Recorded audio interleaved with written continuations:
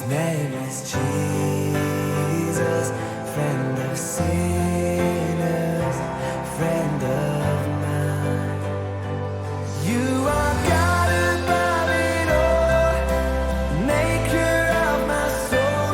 Your name be praised forever.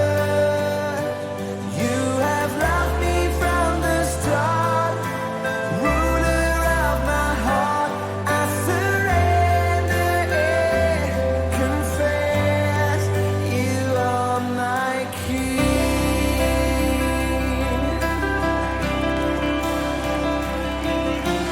Who spread out the heavens? Who can move the mountains? His name is Jesus, friend of sinners, friend of. So you shout. His name is Jesus, friend of sinners, friend of mine. You are God above it all, maker of my soul. Your name be praised forever. You have loved me from the start, ruler of my heart. I surrender and come on, sing that again. 'Cause you are God above it all, maker of my soul. Your name be praised forever. You have loved me from the start, ruler of my heart. I surrender and confess you are my servant and King, the first and the last, everlasting hope, never-ending love. You made a way for the cross, brought us life everlasting. So here we go, sing it out. You are God above it all, maker of my soul. Your name be praised forever. You have loved me from the start, ruler of my heart. I surrender and confess you are God above it all, maker of my soul. Your name be praised forever. You have loved me from the start, ruler of my heart. I surrender and confess you are my King.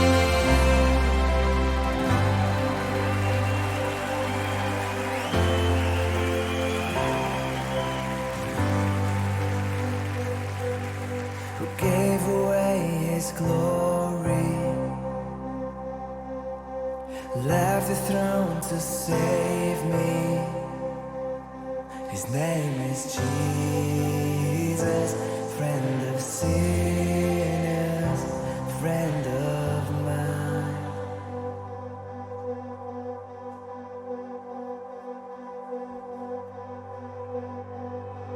Be the king of my heart, the king of my soul. Come have your way in me, God. Be the king of my heart, the king of my soul. And come and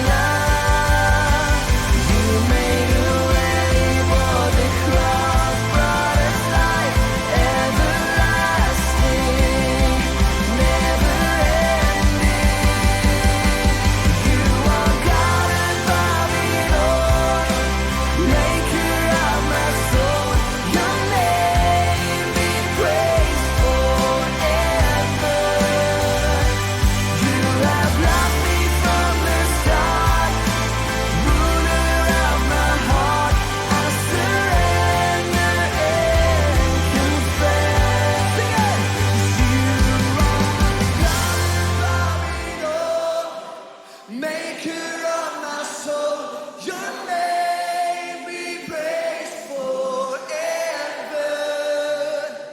You have loved me from the start, the ruler of my heart. I surrender and confess, you are my King. Amen.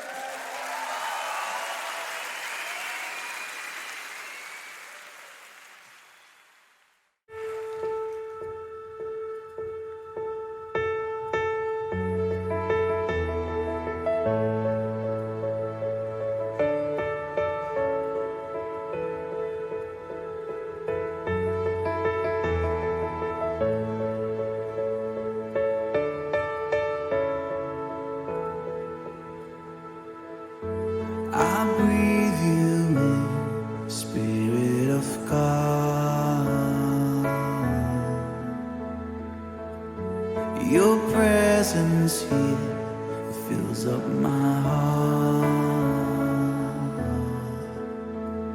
You overwhelm me like the dawn, shine me with grace and love, and everything else just fades to gray. Oh,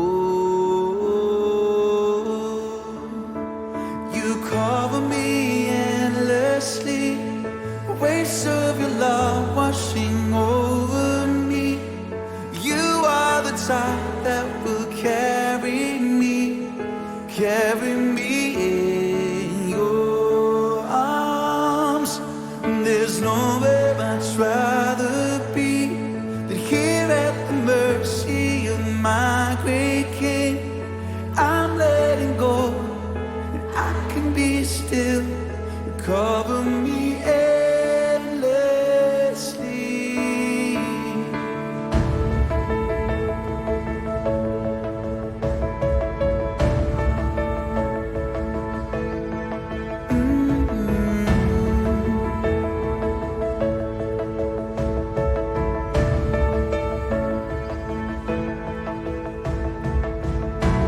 You hold me close, Spirit of God.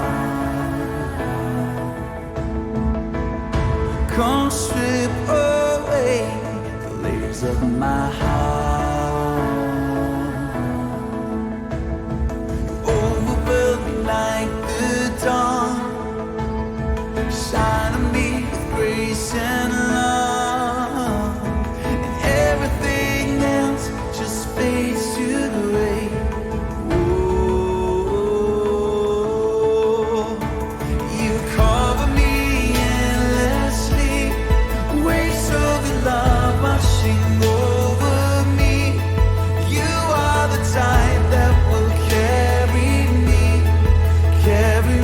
in your arms. There's nowhere I'd rather be than here at the mercy of my great King. I'm letting go, I can be still. Cover me endlessly.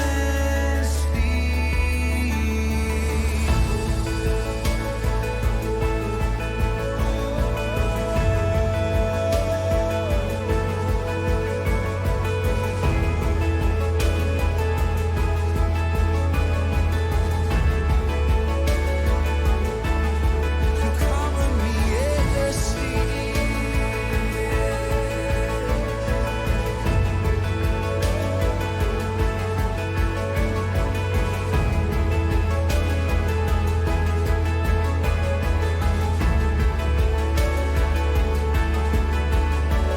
You cover me endlessly, waves of your love washing over me. You are the tide that will carry me in your arms. There's nowhere I'd rather be than here at the mercy of my great King. I'm letting go, I can be still. Cover me endlessly.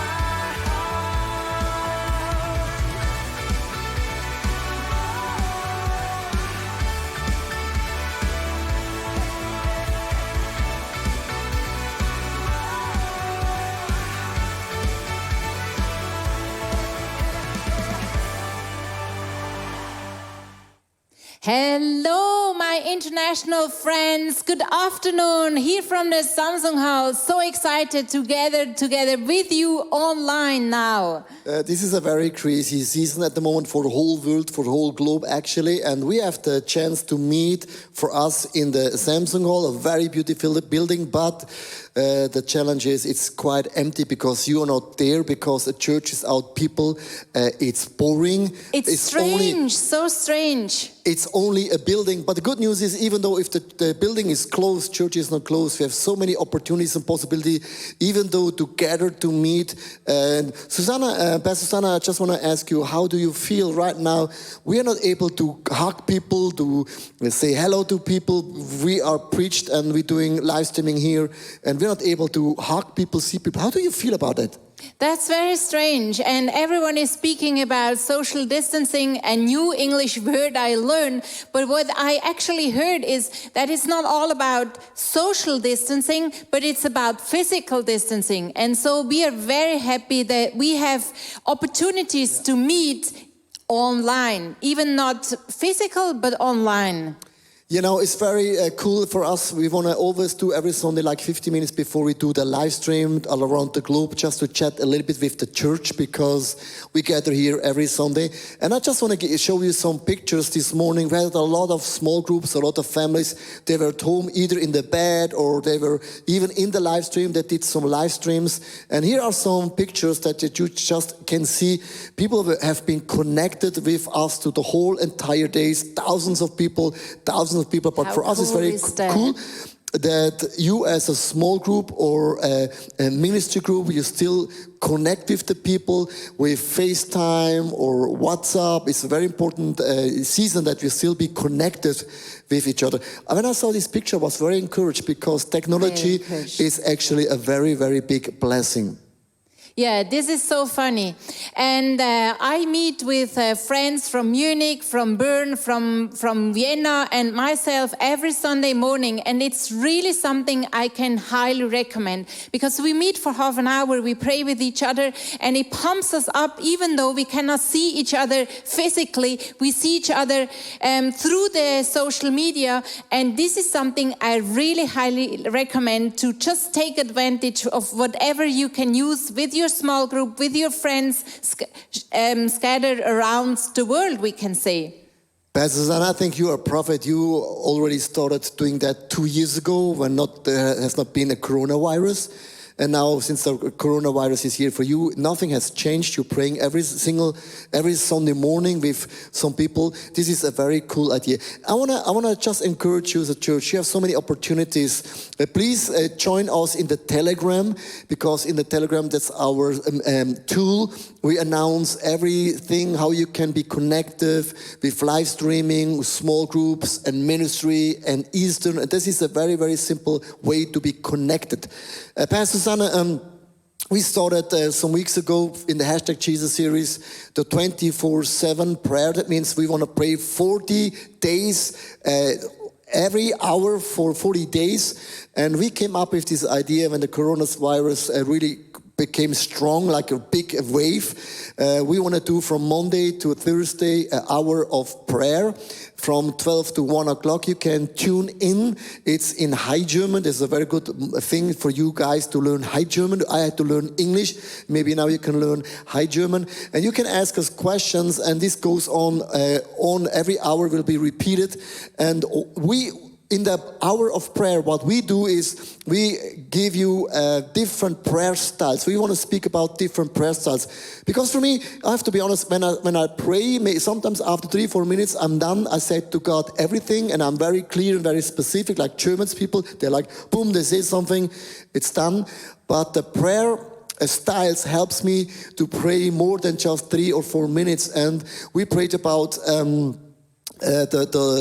about the names of God, right? And another one about the prayer of the brother Klaus. Another one is the wave prayer. And tomorrow we will speak about and we will pray about the Psalm 23. It's like a pattern how we are able to pray. And this is a very good thing, right? Yeah, we really like the chance that we have been given to just introduce every day a new prayer style that really helps us pray. Because what frustrates me is that we don't know how to pray and that we are not aware how much difference the prayer does in the world. And more I realize just a small prayer makes a big difference. So tune in also in the 24/7 prayer. There are still slots available. You can tune in from the ICF homepage and fill in a slot and pray there, because it makes a big difference. Absolutely. Maybe I've recognized we became very online. We have been really a blessing for so many churches around the world. But there is one specific guy, and he's for me a hero. He not only worked very hard the last week, he worked very hard the last 3-4 years. And his name is Marco Richlin. And please, Marco, come from the Technique. He comes right now here. Thanks, Technique. Marco.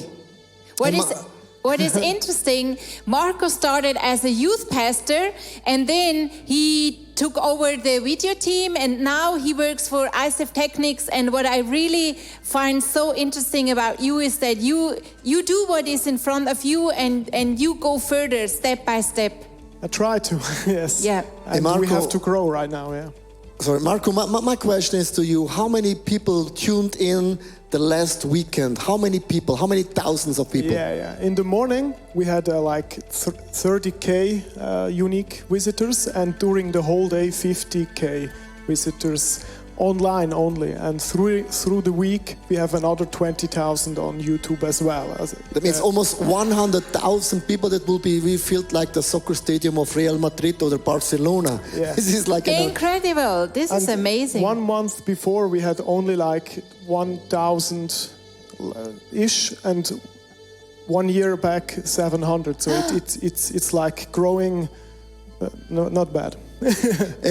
Marco, what I'm really astonished is about many years ago, we're doing every year the Reach campaign, where people giving extra money above the tithes. And we bought cameras, and we invest a lot into the online, digital, everything.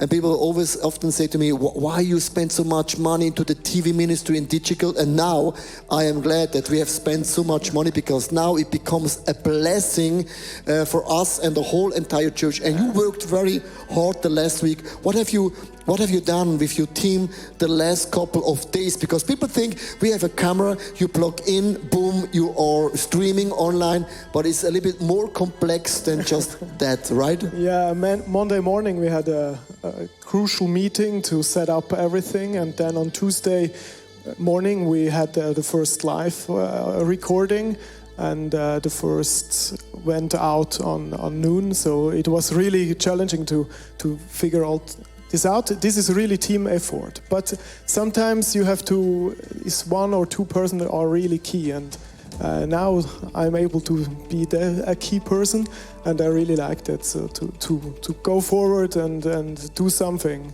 for that situation is a good thing. Yeah. And what I found very interesting is what we see now with this online hour of prayer, with all that online stuff. This morning you said something very profound. Can you repeat it? You know what I mean? No, I don't know. Okay, yeah, so maybe you can explain it later. But you said that what we have now, right now, it's because you worked on for years. Yeah. Okay, the thing is, yeah, I think that we are able to do that, what we do now, is the fruit of really hard work every Sunday. So at the beginning of the Samsung Hall, we had like 25-ish people in our team or less, and the team had to grow really quick. Otherwise, we would kind of not able to step in. And we doubled the team, or kind of even did more than that, because the people then, we are growing. So that is on the normal Sunday. So this helps to be able to do it now. And sometimes we don't see the steps you do 3 years before you really see this. Yeah. You really see the fruit. That's amazing. Yeah. For example, in the video control room, we have a lot of computers, and people came in and say, "Do you need that stuff really every Sunday?" And I say, yes. Like most of it we use every Sunday, but not everything. So we use everything for musicals and for big events, conference. But now everything is running and Wow. we are streaming all over. Now we are kind of back to more normal, but in the beginning of the week it was crazy to use every trick to bring it out. Yeah. Marco, you are really heroes, and I'm really so blessed and honored. We have so many really gifted, committed people in our church, and I want to say thanks to everyone who has donated over all the years into the Reach project, because without your giving over all the years, we will not be in that position right now. And for me, Marco, I had a question in my mind. I forgot it, but You can think about. I want to say and really appreciate you are a big visionary person. You have the vision before it is here years ago. Thank you so much for your passion, for all your effort you put in. now It is teamwork. I know what question. We came up a week ago with almost like a TV platform, the ICF online platform. It's almost like a TV platform of a library. And we spoke maybe 3 years ago, we could do that, but we never had time. And now the coronavirus pushed us to have time for that. And I think for us, it became already some way also blessing, because every crisis has also a chance for revival, for transformation, right? At the moment, we do some project. Maybe I'm overstating this a little bit, but I just say we do something in one day what otherwise would take a year. Maybe not a year. Sometimes you need the vision in front, like this, and then you will do it. And if the vision is like a little bit there, it's more hard to put all. Because now we have the best leaders like Dan Nuesch in place, and he will the best, or the A team is now working really hard for that. Yeah. How cool. Thank you so much. Let's give Marco and the whole team a big shout of applause. Wherever you are, I can hear it. Thank you so much. Wow. Thank you so much. I'm really touched and really moved about all the possibility for us as pastors. I just want to encourage you, please stay connected with your small group, with your teams over the couple of weeks. Please tune in on a Sunday.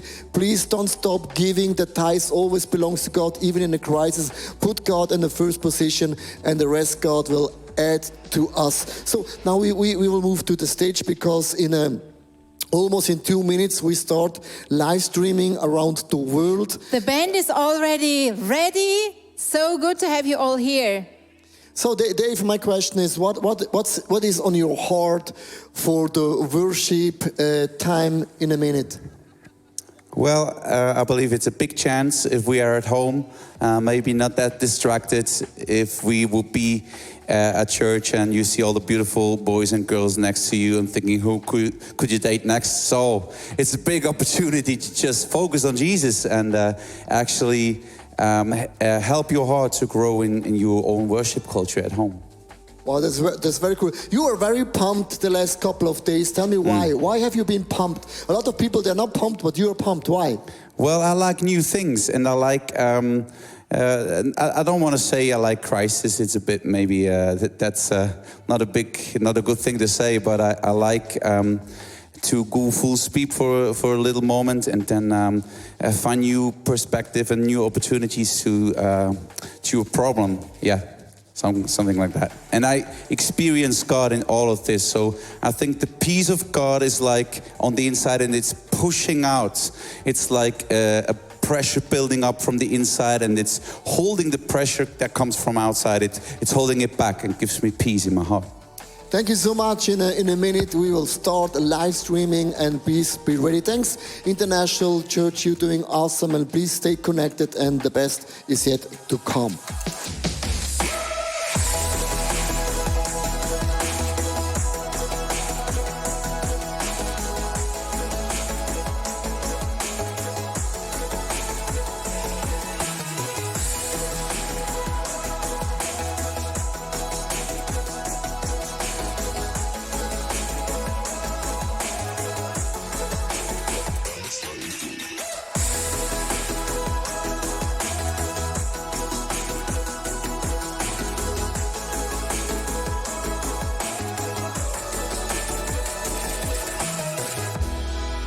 Hello, International Church. Welcome here from the Samsung Hall to your home wherever you are. Hello also from my side. How cool is it we're still able to do the church celebration. Of course, we are not allowed to do it in a building, but we can broadcast around the globe.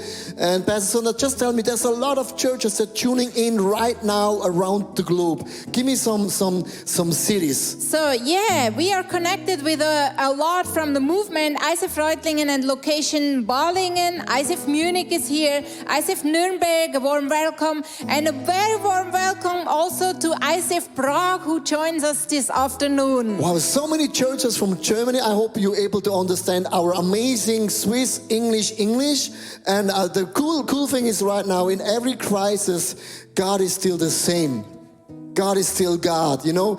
In every mountaintop, we glorify God, but the God is also with us in our mountaintop. The same God is also in our valleys, in our deepest needs. God has not changed. He's with us and by us. And let's praise Him. And maybe you're able to get up, stand up for a moment, or maybe you are on the balcony, wherever you are. But when we do praise and worship, let's have this attitude. We lean in. We praise God in high seasons and in low seasons, because God is He always was, and He always will be a good, fantastic God. Right, Pastor Susanna? Yeah, you said it so well, Leo. I totally agree.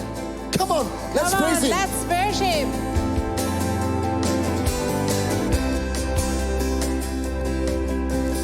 Here and now we look to you. Every heart is set on you. There's nothing else that we need more. Spirit, you are welcome here. We believe you are who you say you are. No one greater than our God. Let the giants fall as you fight for us. No one stronger than our God. I put my faith in all you are, the solid rock on which I stand. Your love is stronger than all fear. Surrender now, for you are here. Sing it out. And we believe you are who you say you are.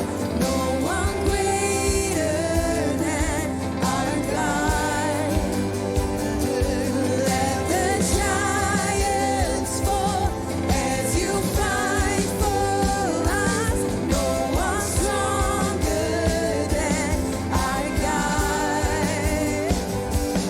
We believe you are who you say you are. No one greater than our God.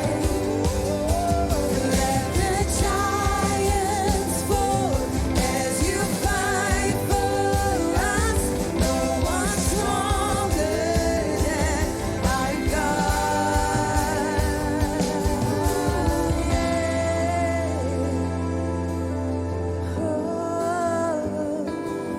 No one stronger than Jesus. No one stronger. I position myself and look to you, Jesus. To you alone. You're the beginning and you're the end, the Alpha and Omega.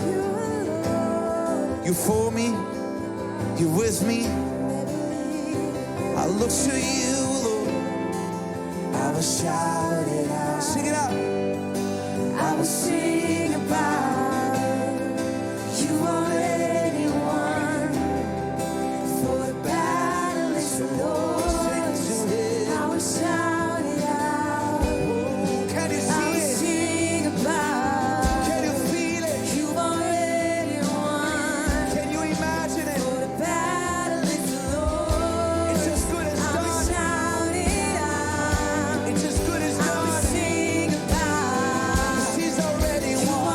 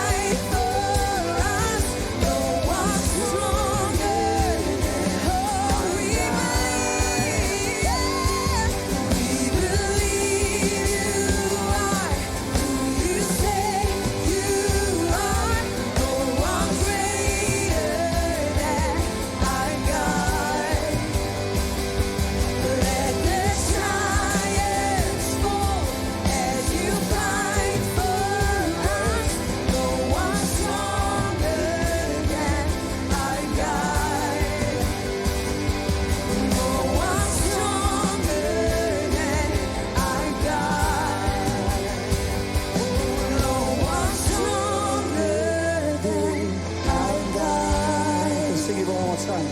'Cause we believe you are oh, who you say you are. No one greater than our God. what a beautiful Jesus you Let the serve. giants fall as you fight for us. No one stronger than our God. No one stronger. No one stronger than our God. No one stronger. No one stronger than our God. Thank you, Jesus. Thank you, Jesus.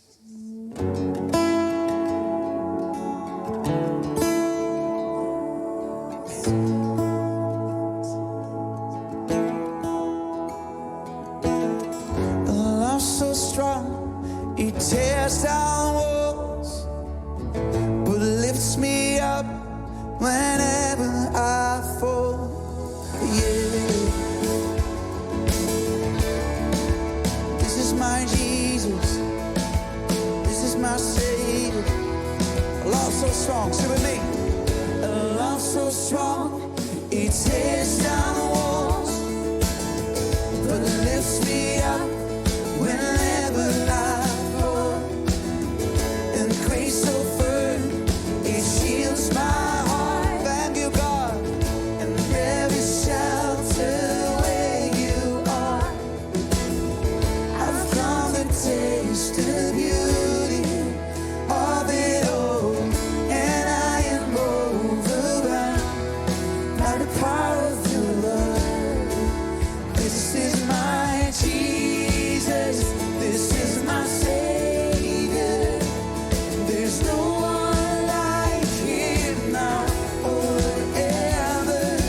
Wide-eyed, I'm filled with wonder. I linger in his love forever.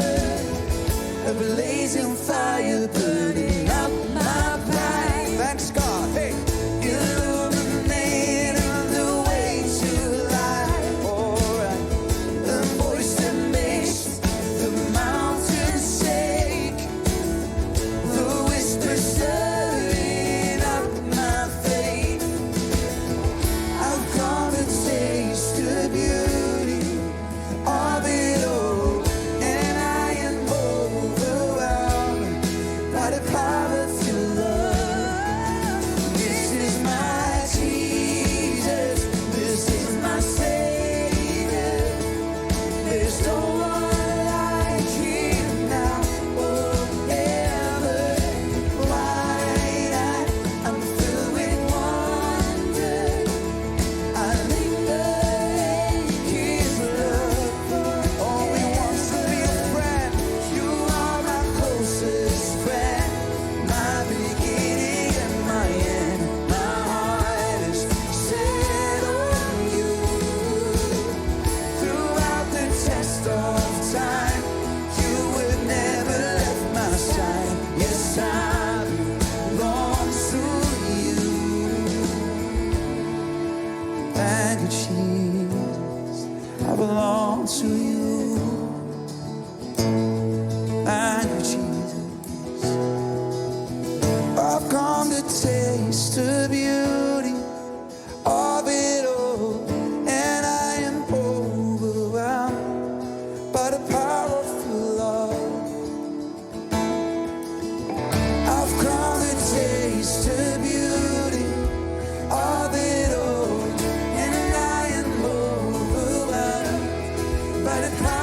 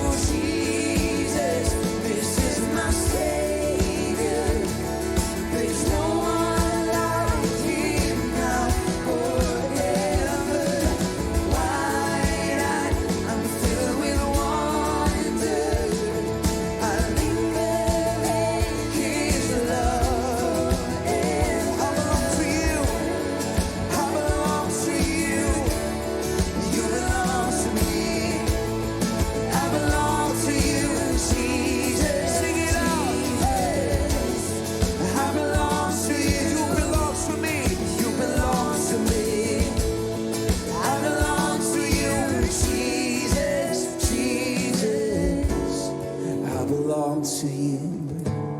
You belong to me. I belong to you, Jesus, Jesus. I belong to you. You belong to me. I belong to you, Jesus, Jesus.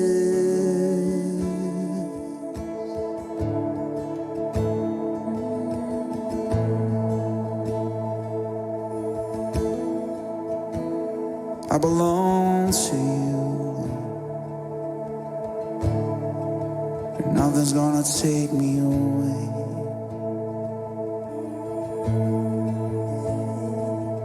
Come on, breathe in the Spirit of God. Come on, feel the peace it brings.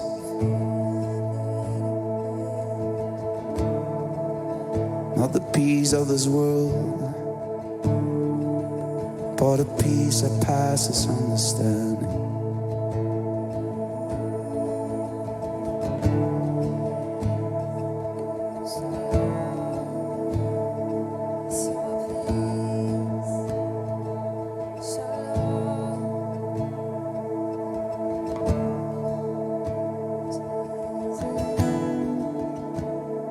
You're gonna see a link on your screen, and you can just take out your smartphone and type in what you're grateful for, what God did in your life. Let's give him a digital praise shout and say, hey, in these special times, in these dark days, God's still doing miracles. God is still here.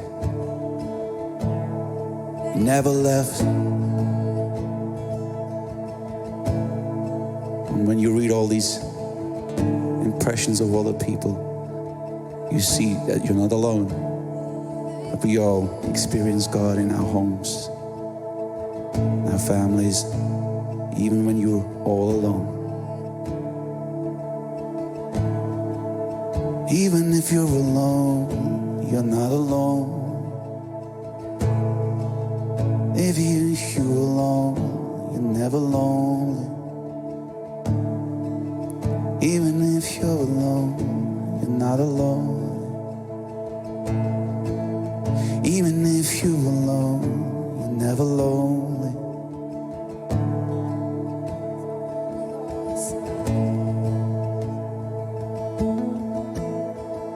He's on your side. Come on, Caro. Sing it out. He's on your side. Yes, you are here. Pour it out, pour it out. Fill this place, God. Fill this place. Pour it out. Let your spirit come. Always here. Never left.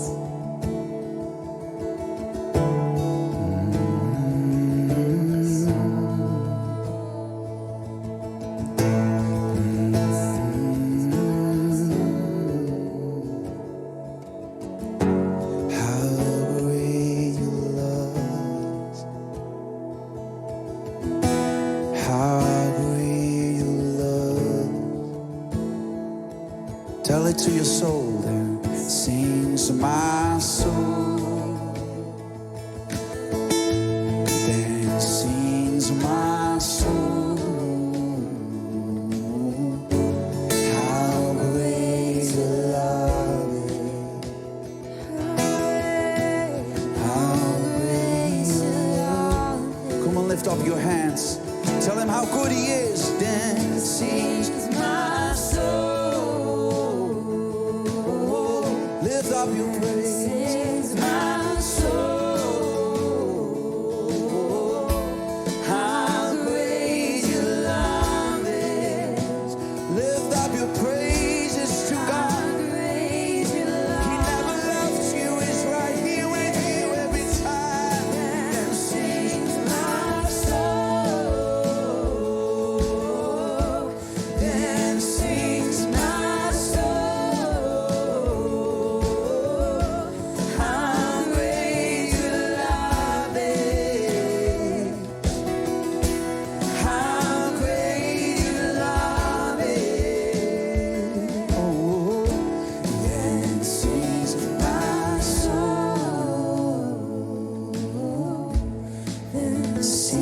is my soul. How great you love it. How great your love is. Hey church, this song is very, very important in this very, very unique season right now, because in the coronavirus, a lot of people are super afraid of being infected, or maybe you're struggling financially, or you're at home with your family, with your kids. You're not sure if you have a job anymore. You're not sure if you're surviving with your company. And this is a very, very heavy season. And I think a lot of people right now, we are staying for a whole entire week. We're doing maybe home office. The kids are at home. We're spending hours and days. And all of a sudden, this virus becomes like a giant. And I think it is very important right now that we sing to our soul, because the soul starts to worry. The soul starts to think that God is not able, that God has forgotten me. God is not the God who sees my situation. And let's sing to the soul right now. Soul, come to peace. Soul, find rest. We serve a miracle working God, and God is still able. Sing it to you, soul. God is my provider. God is my healer. God is my provider. Come sing it to your soul right now, wherever you are. Sing it in faith. How great your love is. This is my soul.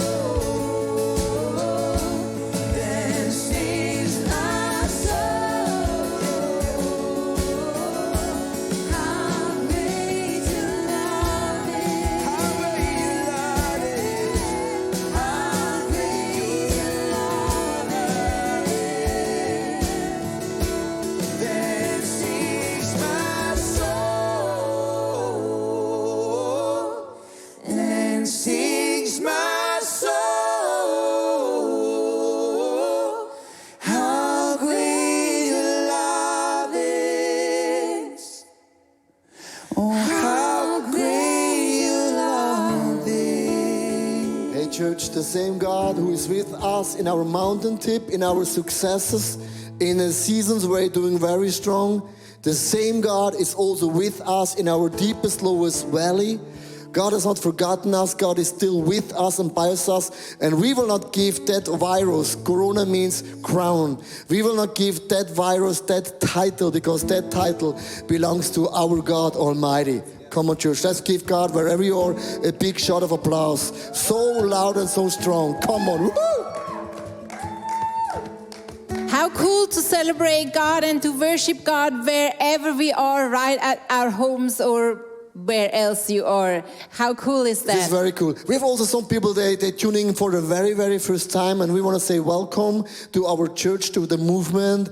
Maybe you are attending another church, you just can plug into that local church, or you plug into ICF Zurich. I want to say welcome to the local church, the global church around the world. Yeah, and take advantage of every offer we have.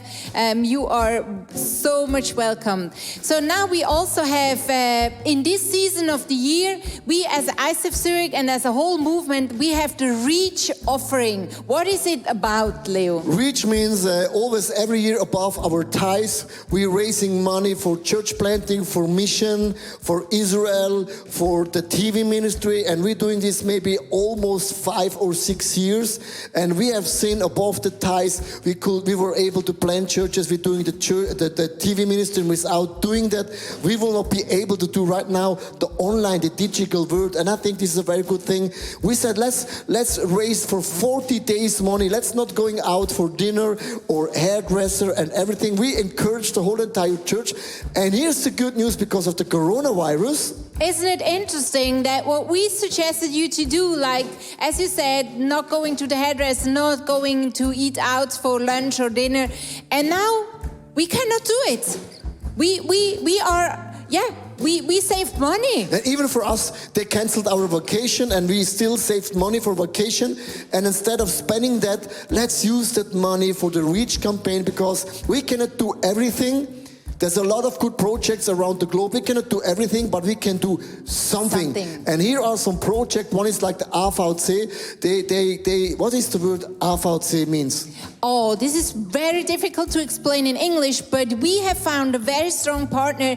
They work in Syria and in Iraq, and you have a great story to tell what they, for example, do or experience. Yeah, they're helping like the refugees. They're running out of the nations. Oh, it's for persecuted Christian. Now I got the word. Absolutely.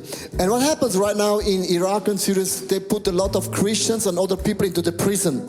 And we prayed for a whole church for many, many years and many months for a miracle, for a breakthrough. And now because the coronavirus broke out in Iran and they had to open the prisons and 70,000 people were able to run out of prison.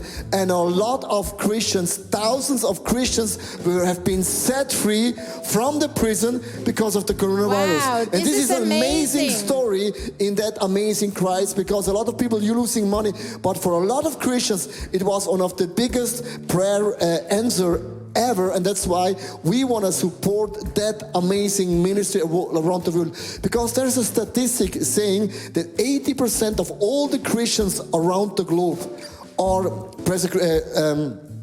Persecuted Christians. persecuted Christian. That means if you are like in Germany or Europe, you say, really? 80%? And everything is a good thing for us if we want to support that ministry, giving money into that ministry. And please, in 2 weeks, we want to do a digital offering. We have never done it before, because usually people come to the church and they give the money to the pocket, but that will not be able in 2 weeks. That means in 2 weeks, we want to ask the whole entire church digital to give the rich money for this season, right? Yeah, and we are looking forward to be ready with our money to give then. So now we want to do the weekly offering. I mean, can you imagine if a lot of churches, they're closing where they get the offering? And we have an amazing thing. Maybe a year ago, we started doing the online giving. You can give online with the MasterCard, Visa, PayPal, Amex, and Twint for all the Swiss people. This is only for Switzerland. Twint is like 56% of the giving last week was with Twint. This is like a special Swiss things. And we want to say thank you so much for what you give. And if you are from another church or from another ICF church, go to your church homepage and give the money there, because we really appreciate if you give there where you call your church your home. In a crisis, is one thing very important. Keep giving the tithes. Yeah. Not thinking, I'm not having enough. Put God first and He will add everything onto you. I believe that from a top of the heart. Don't quit giving. Giving is always putting God in the first place, in the first position. It's a stack of faith. I trust that God is still my provider. Thanks for the giving and our amazing big worship team. Today it's a little bit smaller because of the situation, but we have an amazing team. And let's give our worship team, our team in the technique, in the video camera, doing the slides. Let's give those people right now, wherever you are, a big shout of applause. They are heroes right now. A big thank you, a big thank you. And now another worship song. Come on, Dave, rock and roll for Jesus. I do the dance. Well, this would be more like a Disney dance now. Penguin. More Disney princess. Who gives orders to the morning, tells the sun where to rise, who speaks life into existence, tells the dark where to reside, who chose to love the unlovely, told the crippled to rise up, who chose to die for my redemption, came to mend the broken heart. There is no one like our God. None like you. You're higher, higher, higher than the heavens. And your love is deeper than the oceans. And your word is true until the end. So I'm holding on to you. You're the author of life.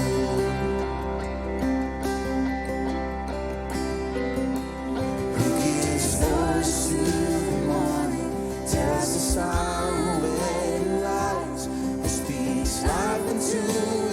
distance, tells the dark where to reside. But chose to love, be loving, told the crippled to rise up, chose to die for my redemption, came to mend the broken heart. There is no one like our God, none like you. You're higher, higher, higher than the heavens, and your love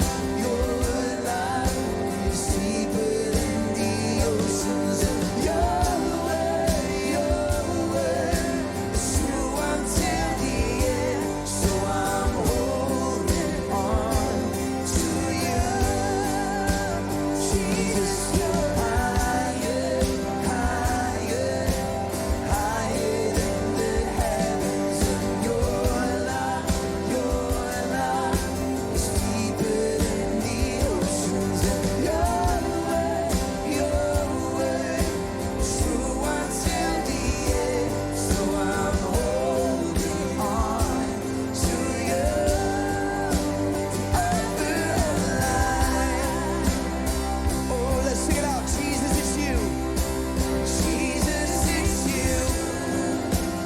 Name above all names, worthy of all praise.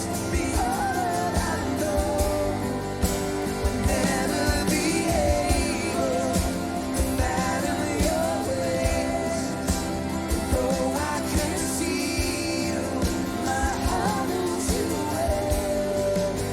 Jesus, you're higher, higher, higher than the heavens, and your love is deeper than. Sing it out, and your word is true until the end. Over all the times, you stand the test of time, Jesus. Jesus, you're higher, higher, higher than the heavens, and your love is deeper than the oceans. Your word is true until the end. So I'm holding on to you. You're the author of life. Come on, Jesus. You're the author of life. Oh,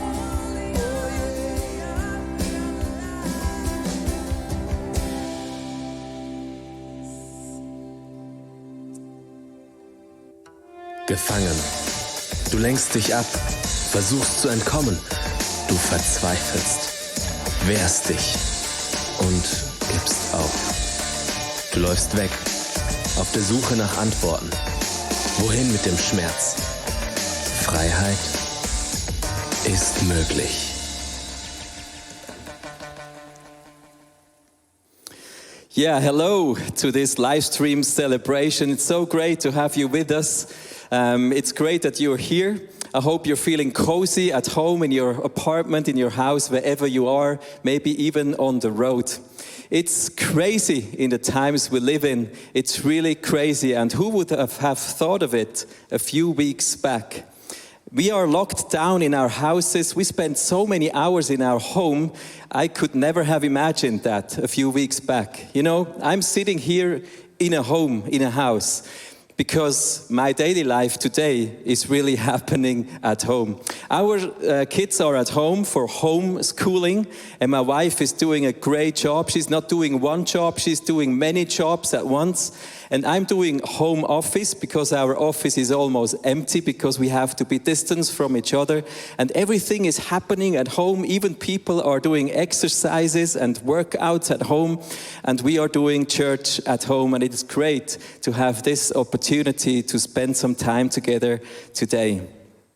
You know, we tend to forget, because of that corona crisis, that in only 3 weeks' time, we're going to celebrate Easter. How great is that? Easter is one of the biggest events and happenings that ever happened in humankind. It was the time when Jesus died and he resurrected from the dead. And we will remember that in only 3 weeks' time. And you know, I want to take you in a home, in a house in Jerusalem. It is the day, or not only the day, it is the night before Jesus dies. Jesus is sitting at a table in a home in Jerusalem like all the Jews did at that time. They gathered together in houses to celebrate Passover. They had everything set ready on the table to think back another 1,100 years before Christ in the times of slavery in Egypt. Israel was serving as slaves in Egypt, and then God told them to put everything ready for the night when he would take them from slavery into liberation. Passover is a feast that all the Jews were celebrating throughout thousands of years until today. Jesus celebrated it, and he took his friends in remembering the times in Egypt. So today, when we sit here with Jesus at the table, he told them, as you can read in the verse, he was excited to be together with his disciples. He was excited because he knew he was going to die the next day. So he was taking it to get ready for the day that was coming. So when Jesus celebrates it, he thinks back. And let's do the same thing. When we celebrate this Passover with Jesus, we want to think back another 1,000 years in the times of Egypt. It is the night before the liberation. It is the night before Exodus.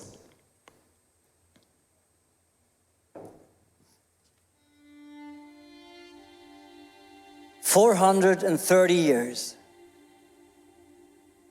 For 430 years, we are slaves now in Egypt. 430 years of oppression, sweat and tears in our bones. Then Moses came. He wanted to lead us into the land that God promised to our forefather Abraham. Suddenly there was hope again, but things got worse. The 9 actual plagues couldn't bring Pharaoh to his knees. After every plague, we hoped that we are leaving now. Come on, we are leaving. After every plague, we got disappointed. And the Pharaoh got even more cruel. Sometimes there's such a huge gap between the promises and the reality. And now there is plague number 10. Every firstborn of the Egyptians shall die. My eldest shall be spared for the blood of the Lamb. God, I'm afraid for my eldest. But Moses was very clear. He said to us, that same night, they are to eat the meat roasted over the fire, along with bitter herbs, and bread made without yeast. Do not eat the meat raw or boiled in water, but roast it over a fire, with the head, legs, and internal organs. Do not leave any of it till morning. If some of it is left till morning, you must burn it. This is how you are to eat it. With your cloak tucked into your belt, your sandals on your feet, and your staff in your hand. Eat it in haste. It is the Lord's Passover. Okay, herbs are there. Bitter. Okay, fits to my emotional state. Bread is there, unleavened. I bet it tastes even more worse than the herbs. But everything has to go fast now. Moses told us, no time for yield. Stick in my hands, shoes are on, clothes are on, we are ready. Where's the family? Family! Family, come together, hurry up. Dinner's ready, come on. We have to hurry, we will leave soon. Family, come on, please. Hurry up, come on. I'm sure you can feel the tension in that house. The father of the house is really nervous because he knows in that night, in this specific night, it's going to be the night of truth. The angel of death is going to pass all over Egypt and kill every firstborn in the land. And he didn't know if it's going to happen also in his house. He didn't know if everything he put ready in the family would be enough to be saved from death. You know, the situation we live in at the moment is really challenging as well. We don't know what's going to happen. Maybe you are in your home and you feel like that father. You don't know what's going to happen to you in the corona crisis. You don't know if it's going to hit your house as well. You don't know if it's going to hit you or people you love, your parents, your grandparents. You don't know what's going to happen to your finances, to your business. We just don't know. But it's here. Darkness is around this house and we don't know what's going to happen. The challenge of these families all over Egypt and specifically in the houses of the Israelites was the following. They had been slaves for 430 years. They had been slaves. Their bodies were full of marks. They had a mindset of slaves. 400 years, nothing had happened. And even in the last weeks, there were 9 plagues and the Pharaoh just didn't move. He didn't change his mind. You know, our challenge sometimes, it's not that we are in difficult circumstances. Our challenge very often is our mindset. That we still think as slaves because we don't think ahead what God could do with our lives because we think back in our experience. We think back and we see nothing happened. My addiction is still here. My sickness is still a big pain in my body. And we feel depressed. In this situation, the Israelites had 2 things. First, they had a promise from God. Let's read it. Just a few verses before they put everything ready for Passover, God gave them a promise and he said, I will bring one more plague on Pharaoh and Egypt. After that, he will let you go from here. And when he does, he will drive you out completely. So God had promised them that he would send them into liberation. You know, in challenging times like these, it's so important that we remember God's promises over our lives. Maybe you feel lonely in your house day by day. Then know that God tells you, I will be with you. I will not forsake you or leave you. I will be with you. Maybe you have a spirit of fear in you because you realize you don't know what's going to happen. But God tells you, you don't have a spirit of fear. I gave you a spirit of strength and of love and of self-discipline. Think of God's promises. And if you cannot think of them, open your Bible. Pray God's promises over your life because it's so important to change our mindset out of a slavery mindset into a possibility mindset. The second thing that the Israelites had in that time were the instructions God had given them. He told them how to put everything ready, how to celebrate the Passover. He told them what to do, and they obeyed him. That's what they did. They obeyed him. We read that in 2 Moses, where it says, in Exodus, it says, then the people of Israel went and did what the Lord had told Moses and Aaron. You know, they put the sandals on their feet. They had the belt around their loins. They were ready to go. They obeyed what God told them, even if it didn't make sense in a status of slavery, to put everything ready. God told them, put that belt around your loins. Put it that you're ready so your feet can move. In that time, people had very long ropes. They had cloaks that went down onto the floor and that couldn't even move. And God told them, put that belt around your loins so that you're ready. I want to show it to you so you can imagine how it is.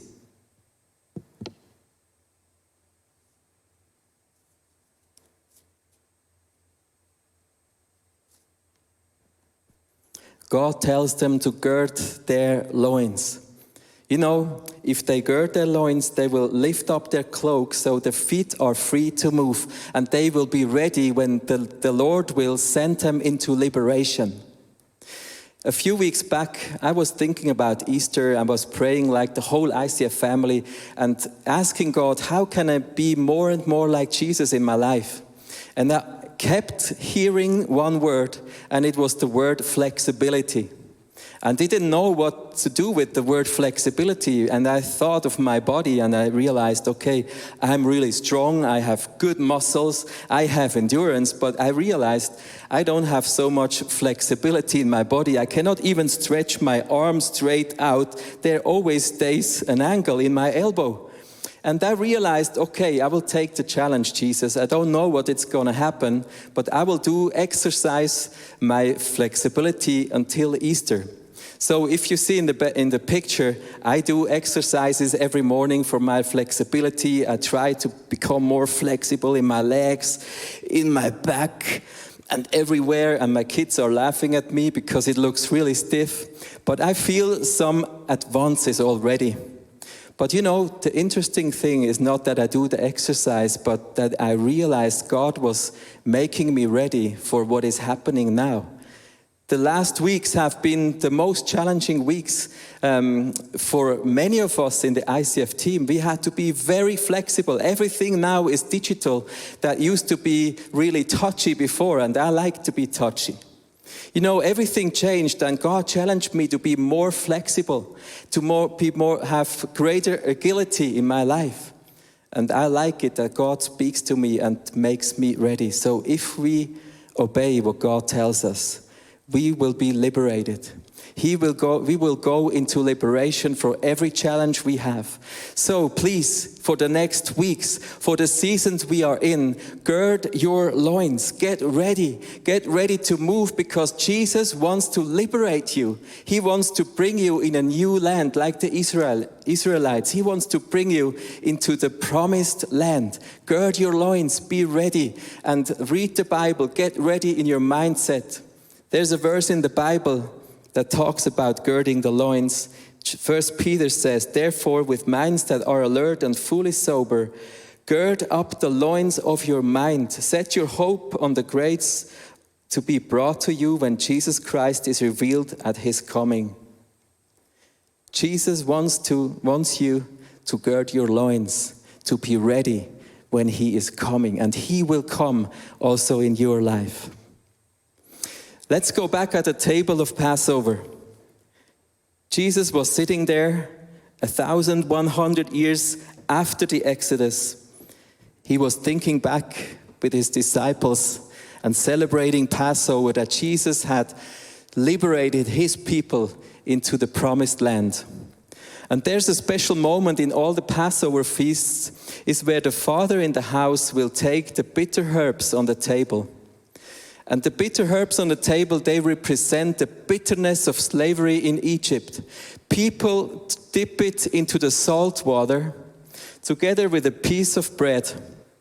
They dip it in there. And when they do that, they think of the salt water, and salt water means they had tears of bitterness. They had tears of sadness, of mourning in slavery. And when they eat the bitter herbs with salt water, they realize God liberated us from this bitterness. Before Jesus dipped the water with the bitter herbs into the salt water, the disciples asked him one question. They asked him, who is be the one who will betray you? And you can read it in the verse. Jesus answers,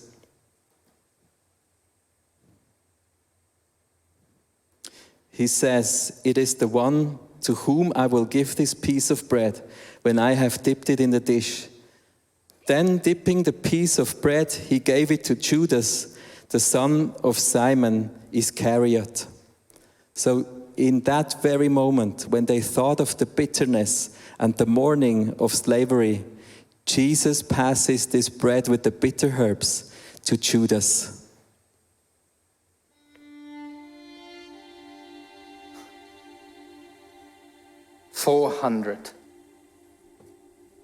The prophets have been quiet for 400 years. And then he shows up. Jesus, our rabbi. He was always talking about the new kingdom all the time. We all had hope and faith. In vain. His kingdom won't come. It won't. The Romans are still here. Nothing really changed. It might be that he's a great speaker, that he can make the lame walk and the blind see, but he's not a king. And there's nobody else for miles around. Something needs to change. This can't go on forever. And he's not only talking about dying. We bet on the wrong guy. For the whole time we were walking in the wrong direction. But this will change now. I'm taking matters into my own hands.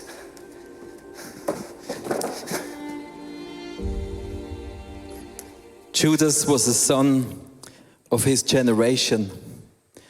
Even that generation of the Israelites, before Jesus came, there were 400 years where they didn't hear of God. There were no prophets, no kings that heard of the Lord. And Judas was putting all his hope into this Jesus who said he was the king and he would establish a new kingdom. And Judas had the big hope that Jesus would rise as a king. And we know that the very moment when he got these bitter herbs in his hands, all the bitterness came up in him and he left the table to betray Jesus. There are moments in our lives when bitterness is really bitter in our mouth. And it's not only bitter in our mouth, it's bitter in our hearts. Maybe in your life there were a lot of moments when you had mourning. You didn't expect God to do what happened in your life. You expected God to act differently. You expected him to protect you from everything that's going to come the way against you. And he seemed to have forsaken you, and your heart became bitter. Look, the mistake Judas did is that he left the table of Jesus. The mistake Judas did is he let bitterness be rooted in his heart, and it made him disappear from the reality and the presence of Jesus. This is a big mistake, and this is not what's going to happen in your life. Let us read a verse that challenges us to think hard about bitterness in our lives. In Hebrews 12 there says, "See to it that no one falls short of the grace of God, and that no bitter root grows up to cause trouble and defile many." You know, the bitterness, the mourning in your life, it might be very dominant. I had mourning, I had bitterness in the last season sometimes and oftentimes. But I realized I cannot let it happen that it is going to be in my heart. I want to take it out from my heart and give it to Jesus and make my heart soft again. It is so important to stay with Jesus, to bring bitterness, to bring tears and mourning into his presence, not to leave the table. It is the biggest mistake to let bitterness make us take a distance from God and the church. So in these seasons of Corona crisis, maybe you already are sick. Maybe you lost your business and it's really bitter in your mouth and in your mind. Be aware that it should not become a root in your life. Let us take care for each other in this season as Christians, as a family, as a church. Let us call each other. And I did that throughout the last weeks. I called business people, I called families, and I tried to encourage people that we stay close to Jesus, because we cannot let bitterness and fear be rooted in our hearts. It's not going to bring good fruit. So the biggest mistake Judas did, he left the table just in the moment before Jesus revealed who he really is. Let's see what happened next. Jesus was sitting at that table Judas left to betray him. And the next part in the Passover feast is that the father in the house is going to take the bread. And the bread in every Judah Passover feast is in three parts. There is a bag on the table, and in the bag there are three breads. One on the top, in the middle, and a lower bread. So the meaning of these three breads is the following. The Father is the first bread. The second bread stands for the Messiah, who is going to come and liberate the people of God. And the third bread stands for the Holy Spirit. This is the messianic interpretation of this bread. So we read in the Bible that when Jesus was sitting there with his friends, he took the bread, gave thanks and broke it and gave it to them, saying, "This is my body given for you." In every Passover feast, the Father will take out the middle bread, which stands for the Messiah. He will take it out and he will break it in two halves. One of these halves he will put back in the bag, and the other half he will wrap it into a cloth and put it aside. And this is funny for the kids because he will put it aside, he will hide it somewhere in the house, and in the end of the feast, the kids are going to look for it all over the house. It's just like the Easter celebration here in Switzerland when the kids are looking for the eggs and the chocolate. So in the end of the feast, when the kids they found the bread in the cloth, he will take it. And what Jesus did in the end of the feast, he took it out. It was already a broken bread. And he broke it and he passed one piece to each person of his friends at the table. Now, if you realize that this bread stands for the Messiah, and Jesus says, "This is my body that is going to be broken, and I want to give it to you," then we start to realize there's a big, big meaning in what Jesus is doing here. I want to show it to you. First, the middle bread stands for the Messiah. Jesus says, "This is my body. This bread is my body." So he says, "I am the Messiah." Second, the bread is unleavened. There is no yeast in it. So Jesus has no mistakes, no sin. It means Jesus is the Messiah without any mistakes. The bread is going to be broken in two parts. It means Jesus is going to die on the cross. His body is going to be broken.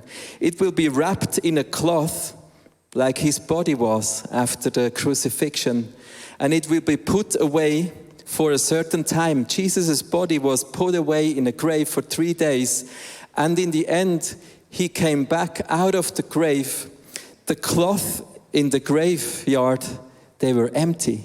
Jesus was resurrected, and now Jesus tells his disciple, he says, "This is my body given for you. Do this in remembrance of me." So when Jesus passes the bread to each person here on the table, he says, "I am your Messiah. I am the one who will liberate you from everything that is hindering you.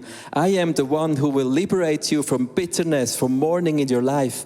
I am the one who is going to take the burden of your sin onto my body, and you can be part of the life that I will bring to you." Today, I want to invite you to take it from Jesus, what he is offering you. He is giving you the invitation just like he did to the disciples. He invites you to be part of the miracle of resurrection. Maybe your experiences tell you there's not going to be a breakthrough in my life. Jesus says, "Take the bread and eat from it. This is my body. It is resurrected from the dead. It is life." Maybe you are mourning Maybe you are afraid. Maybe there's sin in your life. Maybe there is addiction in your life or sickness. Jesus took everything on himself and took it on the cross, and he is offering you the new life, the resurrected body. You can be part of it, and you can be part of the miracle. The challenge in Passover is that it is before the miracle happens. Jesus celebrated Passover before he went to the cross.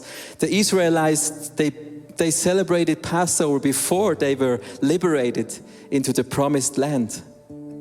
Today, when we celebrate communion, we do it before we had our breakthroughs. Maybe before you were liberated from everything that is hindering you, from your addiction, from your sickness.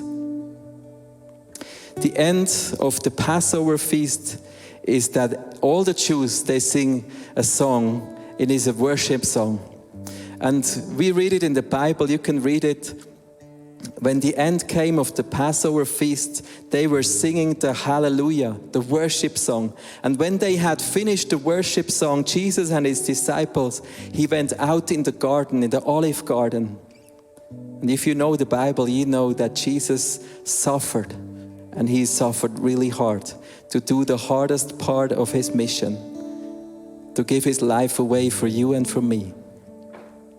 There was blood running down his face because he sweated blood out of his body to take on himself what is hindering you, what is in your heart, what is trying to be bitter in you.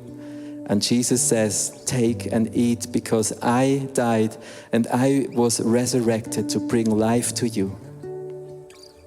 We will end the celebration in the same way like the Passover. We will sing a worship song now, and take the opportunity for this song to go around your house and your home to find wine or juice and a piece of bread, and we will celebrate communion in the remembrance that Jesus liberated us. So let us get ready. Maybe you have everything set before you. Then we start into the worship song, the Hallel, like Jesus did. And then we will have communion together.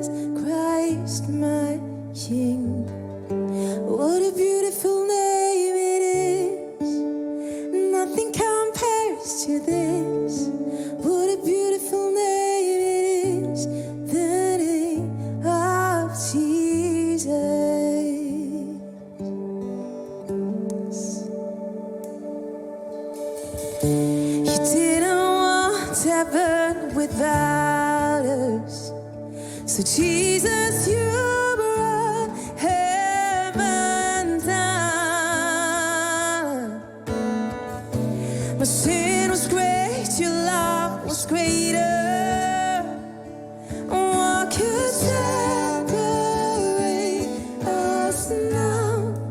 What a wonderful name it is. What a wonderful name it is. The name of Jesus Christ.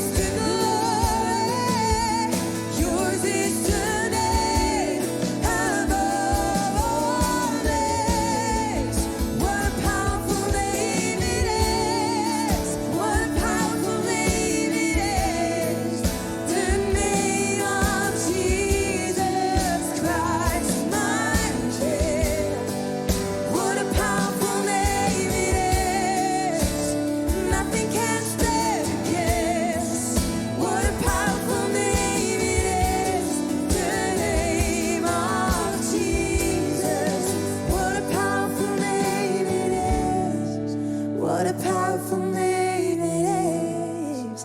The name of Jesus Christ, my King.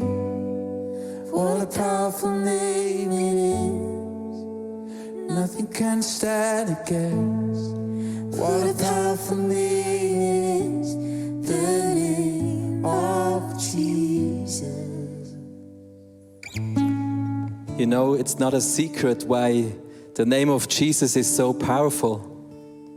It is because He is the Son of God, and it's also because He went all the way, even through the pain, even when it cost His life, to follow what God wanted from Him. He had a promise on His life as well. He had instructions from His Father as well, and it was not an easy time. And to celebrate Passover feast, to celebrate communion with His friends was exciting for Him, because He knew what's gonna come. He was taking the moment to get His loins girded, to get ready to go out in this garden. And this is the reason why His name is so powerful. Because He didn't leave the table. He didn't leave God's will when it was really hard. It's because He said, not mine will, but yours will be done. And He didn't like what's gonna happen. But because He did it, because He went on the cross, because He gave His body and His blood, there is liberation for you and for me today. That's the reason, because why His name is so powerful to you and to me.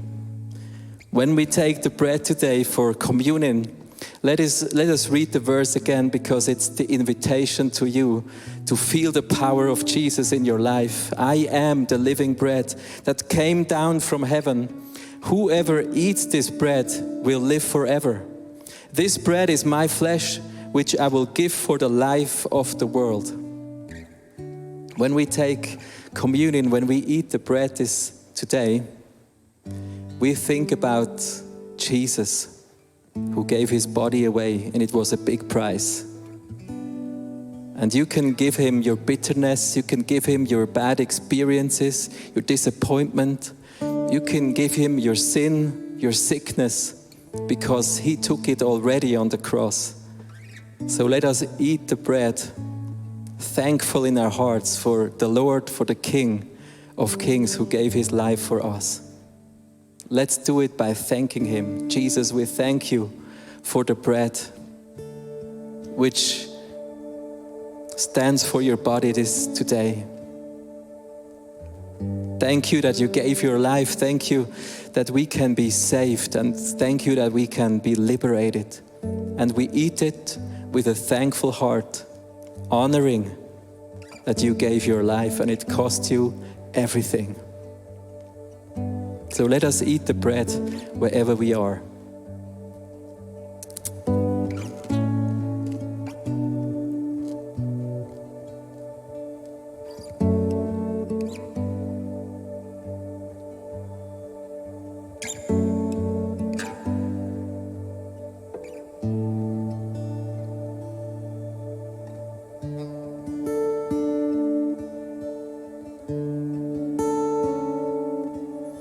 I can feel that there are people who have never accepted the invitation of Jesus. Maybe you sit there and you realize your life, your home, your house is not filled with the light of Jesus. And you have a hard time to accept the invitation. I tell you, it's very easy. It's just staying at the table. It's just staying in His presence, not leaving, not going away. Maybe you feel like leaving right now. Stay where you are. I want to invite you for a simple prayer right now to give your life to Jesus, to tell Him to come into your house and to stay there. And I don't mean your house, I mean your heart, your life, your everything you are. Jesus, I just feel that the invitation today is just exactly for me. And I accept it. I give You my life, Jesus. Come into my life. Be the Lord of my life. Be my King. I give you my disappointment. I give you my sin. I give you my sickness. And I thank you that you give me new life. That you liberated me. That you bring me into the promised land for me personally. Thank you, Jesus. Then Jesus took the wine. And the wine, he explained them, stands for his blood that is shed on the cross. They were drinking the wine and they didn't know what it meant because it was the night before Jesus died. But we today, when we drink the wine, we know it really happened. Jesus went up on that cross. He took the cross on himself. He was nailed there. He was really tortured. And his blood ran out of his heart mixed with water. And he did it because he loves you. Because he wants you to be part of his family, of the godly family. And when we drink the wine or the juice this right now, we want to realize it is another invitation that we can be cleansed from sin. We can be cleansed from sickness. And we don't have to be afraid in this season of a coronavirus because we know there is one King who is crowned, and it is Jesus Christ. And his name is so powerful because he died and was resurrected from the dead. So when we drink the wine, we can say, Jesus, thank you that you shed your blood, that my heart is washed clean. Let us thank him for this blood and drink it, honoring what he did for you and for me. You can have Jesus in your life because it's the invitation today.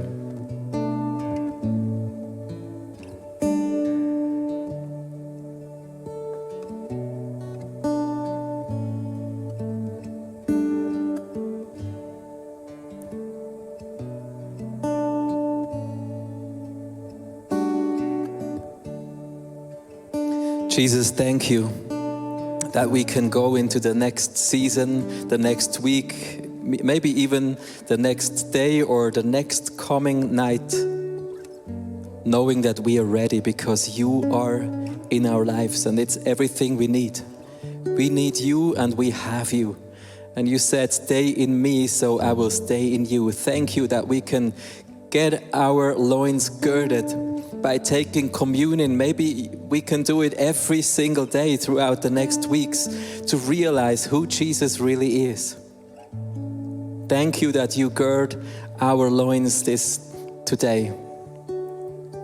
That you come into our house, into our apartment, into our lives, and we can have your presence. We can have hope in our lives.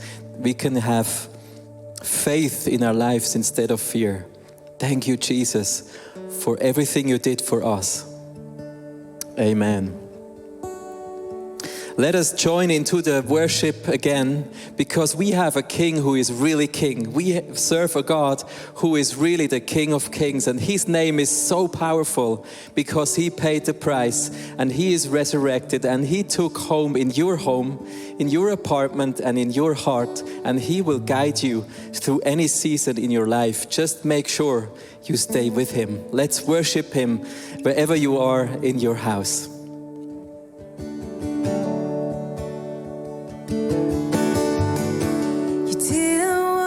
Heaven without us.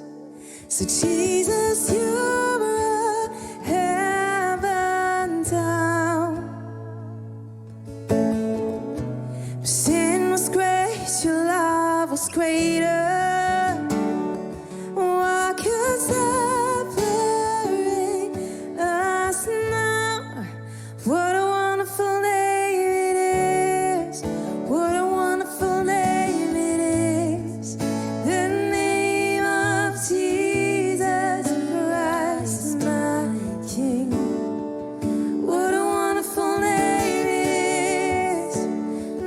Compares to this.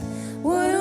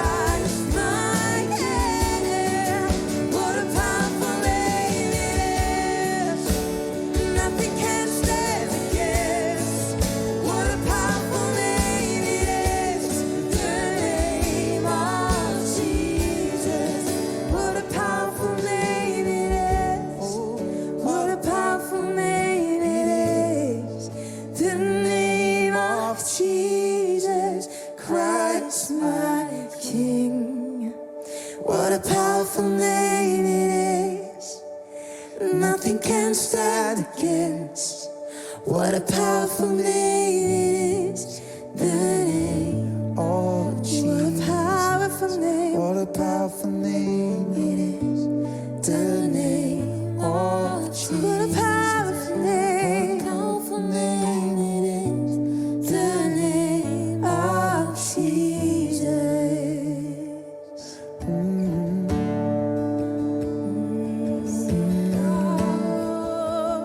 Lord is in His place. Lord is in His place. Never left you are here with me. The Lord is in this place. The Lord is in this place. Oh, the Lord is in this place. The Lord is in this place. The Lord is in this place right now. The Lord is in this place. The Lord is in this place. The Lord is in this place right now. The Lord is in this place. The Lord is in this place. The Lord is in this place right now. The Lord is in this place. The Lord is in this place. The Lord is in this place. Sing now for a minute. Now for a minute. Was I forsaken? The Lord is in this place. The Lord is in this Holy Spirit. Come, Holy Spirit. Rivals awaken. The Lord is in this place. The Lord is in this place. Now for a minute. Was I forsaken? The Lord is in this place. The Lord is in this place. Come, Holy Spirit, drive on to awaken. The Lord is in this place. The Lord is in this place. Wow, what an encouraging message from Pastor Michael Sieber. Let's give him a big shout of applause wherever you are. Thank you, Michael. Amazing message, an amazing picture of the Pesach meal. And I think this house is actually deep meaning for us because some people you have to stay at home for the next couple of weeks. You're doing home office, you're not allowed to go out anymore. That means we spend every day and every hour in a house, and sometimes we feel that God is not here. And I love that song that says, even though if I don't feel it, the presence of God is right now here. And I think this is a very important song right now over your finances, over your health, over your family, over your kids, over your calling, over your church, over your small group, over your ministry. Let's sing this song as a prophetic song again. The Lord is in this place. I pray right now that the peace of God may surround you like it's an atmosphere in your house, in your home, wherever you live. And I think we need that right now for the next couple of days and weeks, that the presence of God is really feeling and changing the atmosphere. Let's sing that song as a statement over your house, apartment, and family. He's here. This is my house. Come, Holy Spirit, Come and fill my house, Lord. Come and fill my family, Jesus. Come and fill my heart, fill my thoughts, Lord. Was I forsaken? The Lord is in this place. The Lord is in this place. Come, Holy Spirit.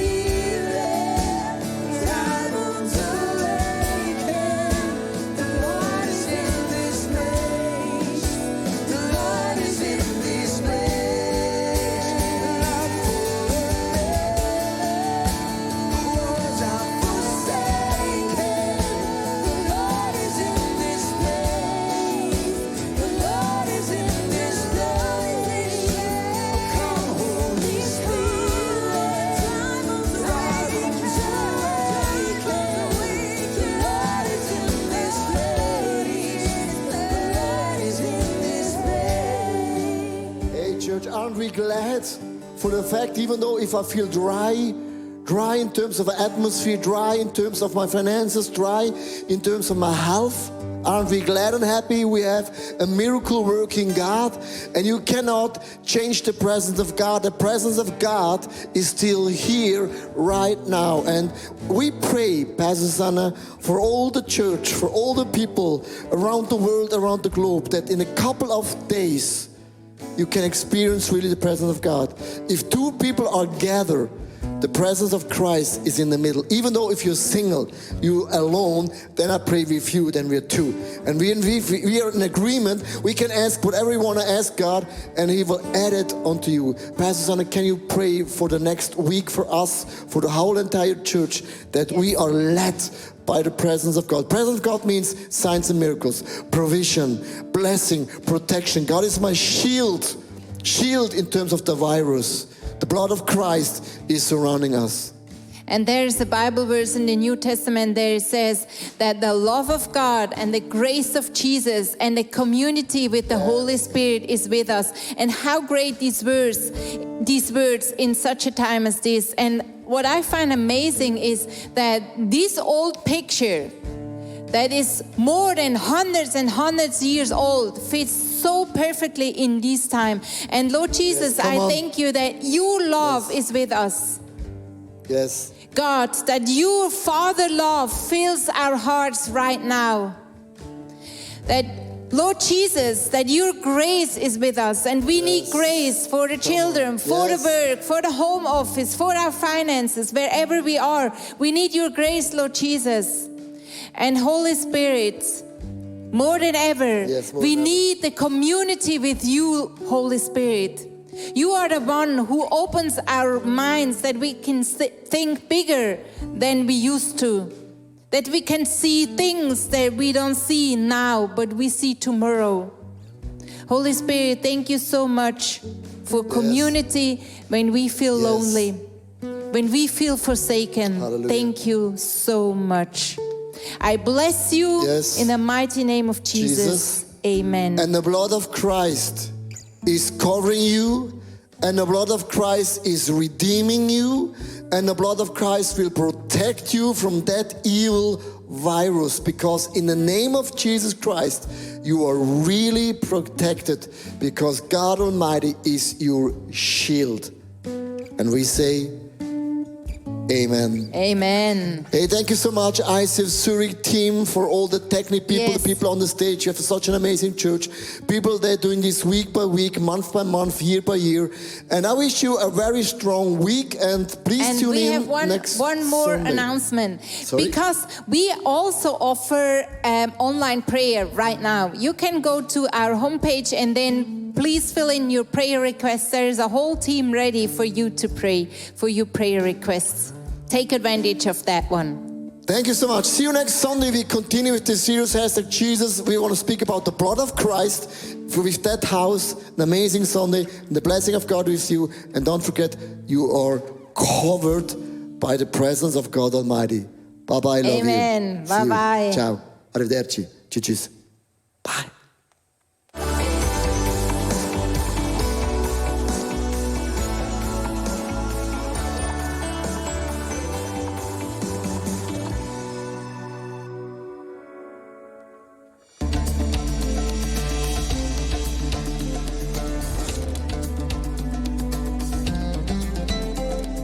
In 2011, the Arabic Spring brings a lot of hope and change into the Muslim world.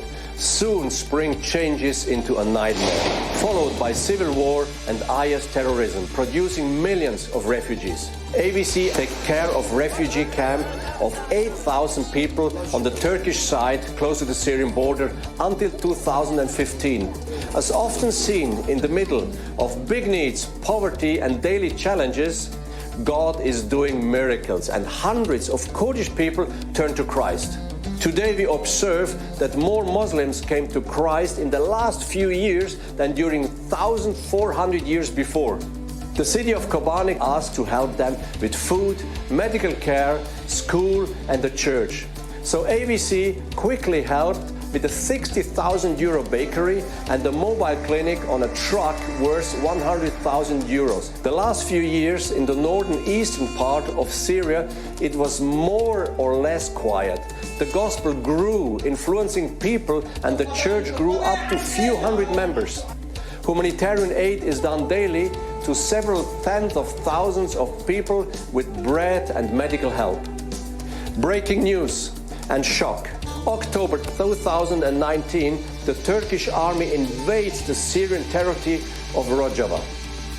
The refugee camp Ain al-Isa, where our people work daily, is bombarded. About 1 hour before the attack, God shook up our co-worker, telling him to go and get the clinic out of the danger zone. 20 minutes later, and our clinic would be destroyed. In Kobane, a bomb fails our bakery. Nobody killed, but all of the widows who baked for us fled for their lives. Because of the war, more and more refugees come to Kobane. We now produce 60,000 bread per day. We build a new hospital and hand out milk and diapers for 600 small children. 100 families receive blankets, mattresses and food. Even after the first armistice, Turkish bombardments continue even on civilians. Why do we help? A statement of a Kurdish father brings it to the point. We no more trust any religion unless we can see people living what they believe. We've been observing you and we can see Christ is alive. Thank you so much for all your support. Thank you for finances. Thank you for prayer. Without your help, we would not be able to do the work in these areas of crisis and war.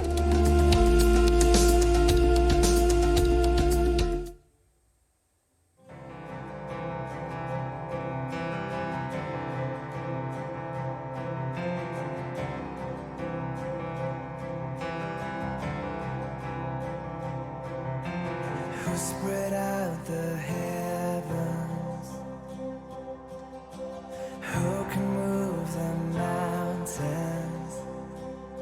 His name is Jesus, friend of sinners, friend of mine, who gave away his glory, left the throne to save me. His name is Jesus, friend of sinners, friend of mine. You are God above it all, maker of my soul. Your name be praised forever. You have loved me from the start, ruler of my heart. I surrender and confess you are my King.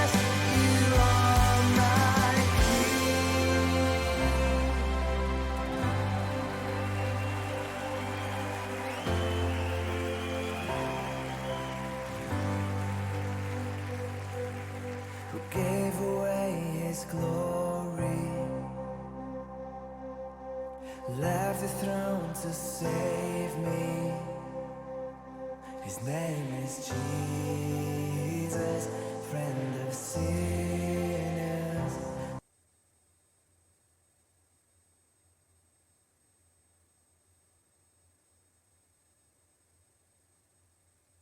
Friend of mine.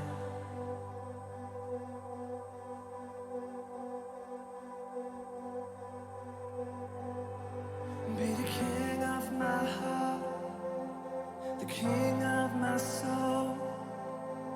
Come have your way in me, God. Be the king of my heart, the king of my soul. And come and have your way in me, Jesus. Servant and king, the first and the last, everlasting hope, never-ending love. You made a way for the cross, brought us life, everlasting, never-ending. Come on, sing it out. Servant and king, the first and the last, everlasting hope, never-ending love.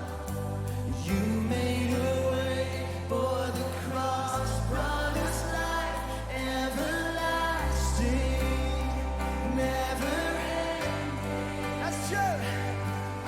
Servant and king, the first and the last, everlasting hope, never-ending love.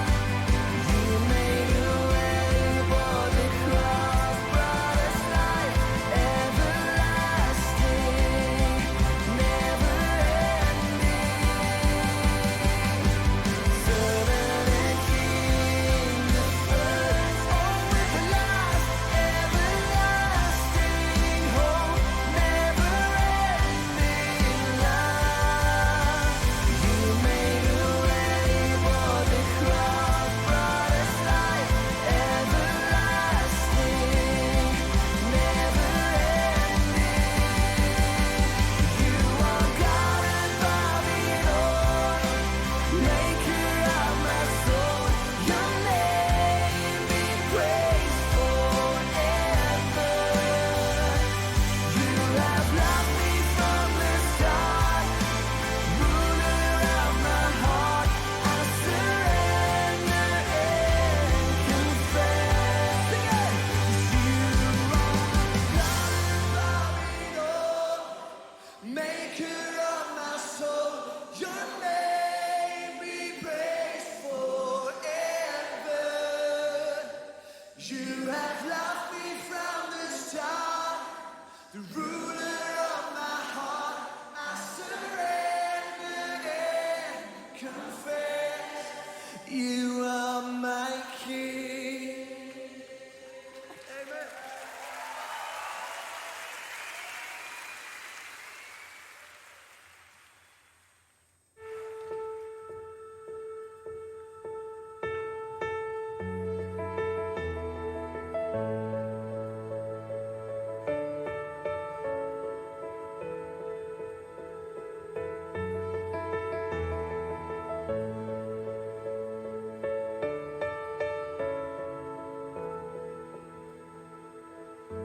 I breathe you in, Spirit of God.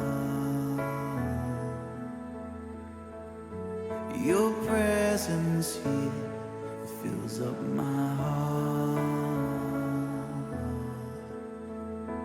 You overwhelm me like the dawn, shine me with grace and love, and everything else just fades to gray.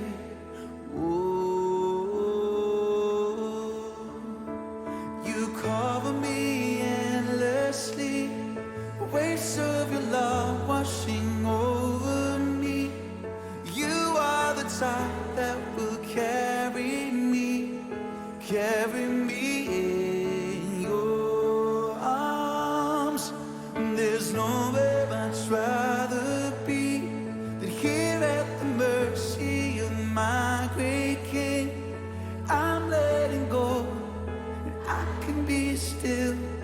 cover me endlessly.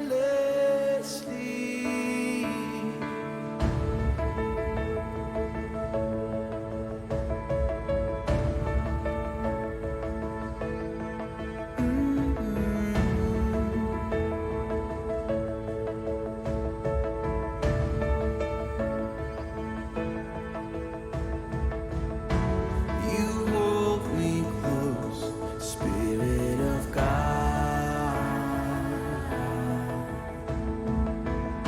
Come strip away the layers of my heart. Overwhelm me like the dawn. Shine on me with grace and love. And everything else just fades to gray.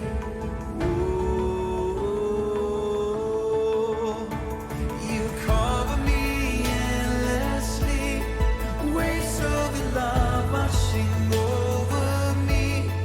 You are the tide that will carry me in your arms. There's nowhere I'd rather be than here at the mercy of my great King. I'm letting go. I can be still. Cover me endlessly.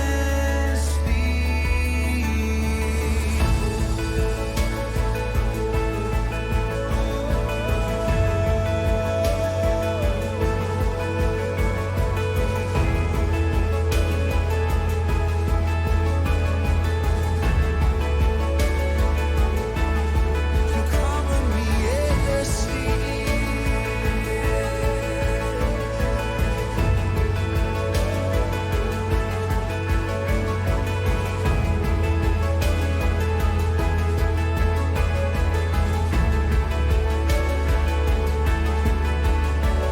You cover me endlessly, waves of your love washing over me. You are the tide that will carry me in your arms. There's nowhere I'd rather be than here at the mercy of my great King. I'm letting go. I can be still. Cover me endlessly.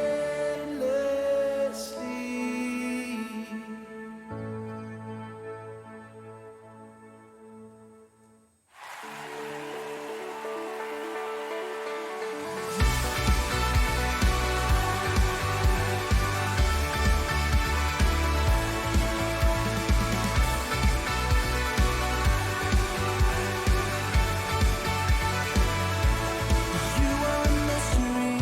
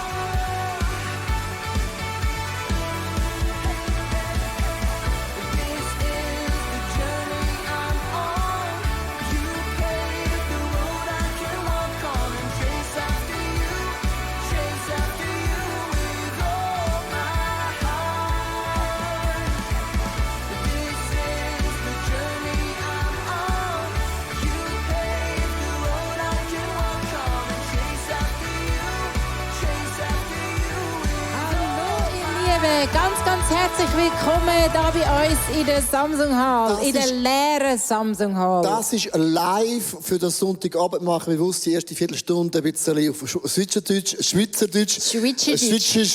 Smalltalk, genau. Wir möchten euch auch mitnehmen ein bisschen in unsere Kirchenlandschaft. Wie geht es uns in Zürich und an der Location? Susanne, ich habe mega viele E-Mails bekommen, auch WhatsApp. Die Leute vermissen die Umarmung. Leute können Heu sagen. Auch ist mega spooky, mit all die jungen Leuten jetzt gesehen am Sonntagabend. Wie geht es dir da drinnen? Ich meine, digital ist ja mega cool irgendwie, aber das nahe Umarmen, wie gehst du mit dem um? Das fehlt. Ihr fehlt sowas von da innen, aber ich bin happy über die Möglichkeit, dass wir Kirchen weitermachen können, dass wir sie online weitermachen können. Ein neues englisches Wort, Social Distancing, alle reden von dem. Und ich habe gelesen, dass es eigentlich falsch ist, wenn man sagt Social Distancing. Weil was man eigentlich meint, ist Physical Distancing, also dass man sich nicht berührt in dem Sinn, aber das Soziale umso wichtiger ist. Und wie cool ist es, dass wir so viele Möglichkeiten haben, mit all diesen Kanälen, die uns zur Verfügung stehen, online, um trotzdem Gemeinschaft zu haben. Und ich motiviere dich von Herzen dazu. Small Group online, Online-Gebet, was auch immer. Ja, wir haben heute Morgen auch relativ viele Bilder bekommen von Frauen und Männern, die brunchen daheim im Bett hinein. Mega groß. Ich habe gesagt, es ist mega schön, sie können brunchen, zum Morgen essen und die Predigt anschauen und denken, ja schön für euch. Wir sind hier das Samstag, wir vermissen euch. Das haben wir nicht gehabt. Das sind ein paar Bilder, dass ihr seht, wo haben die Leute sich stattgefunden. Die einen haben Small Group gemacht, Small Group mit Skype, mit Zoom. Also die haben eigentlich Livestreamer plus Zoom gemacht. Mega viele Bilder. Was ich cool finde, Kirche geht ja weiter. Kirche ist nicht einfach das Gebäude, Kirche ist nicht geschlossen, sondern du kannst dich treffen, daheim, mit deiner Frau, mit deinen Kindern. Es gibt verschiedene Angebote. Kids, Youth, 180 to 20 sind alle mega coole Sachen entwickelt in den letzten paar wenigen Tagen. Wirklich den richtig gut zu geben. Und wenn du ganz konkret dein Bild möchtest zeigen, wo du heute Abend das anschauen, dann schick euch das Bild an ICF, Home irgendwie heisst die Homepage. Und dann können wir das nachher auch einblenden, dass wir sehen, wir können uns mega wundern, wo sind ihr heute Abend?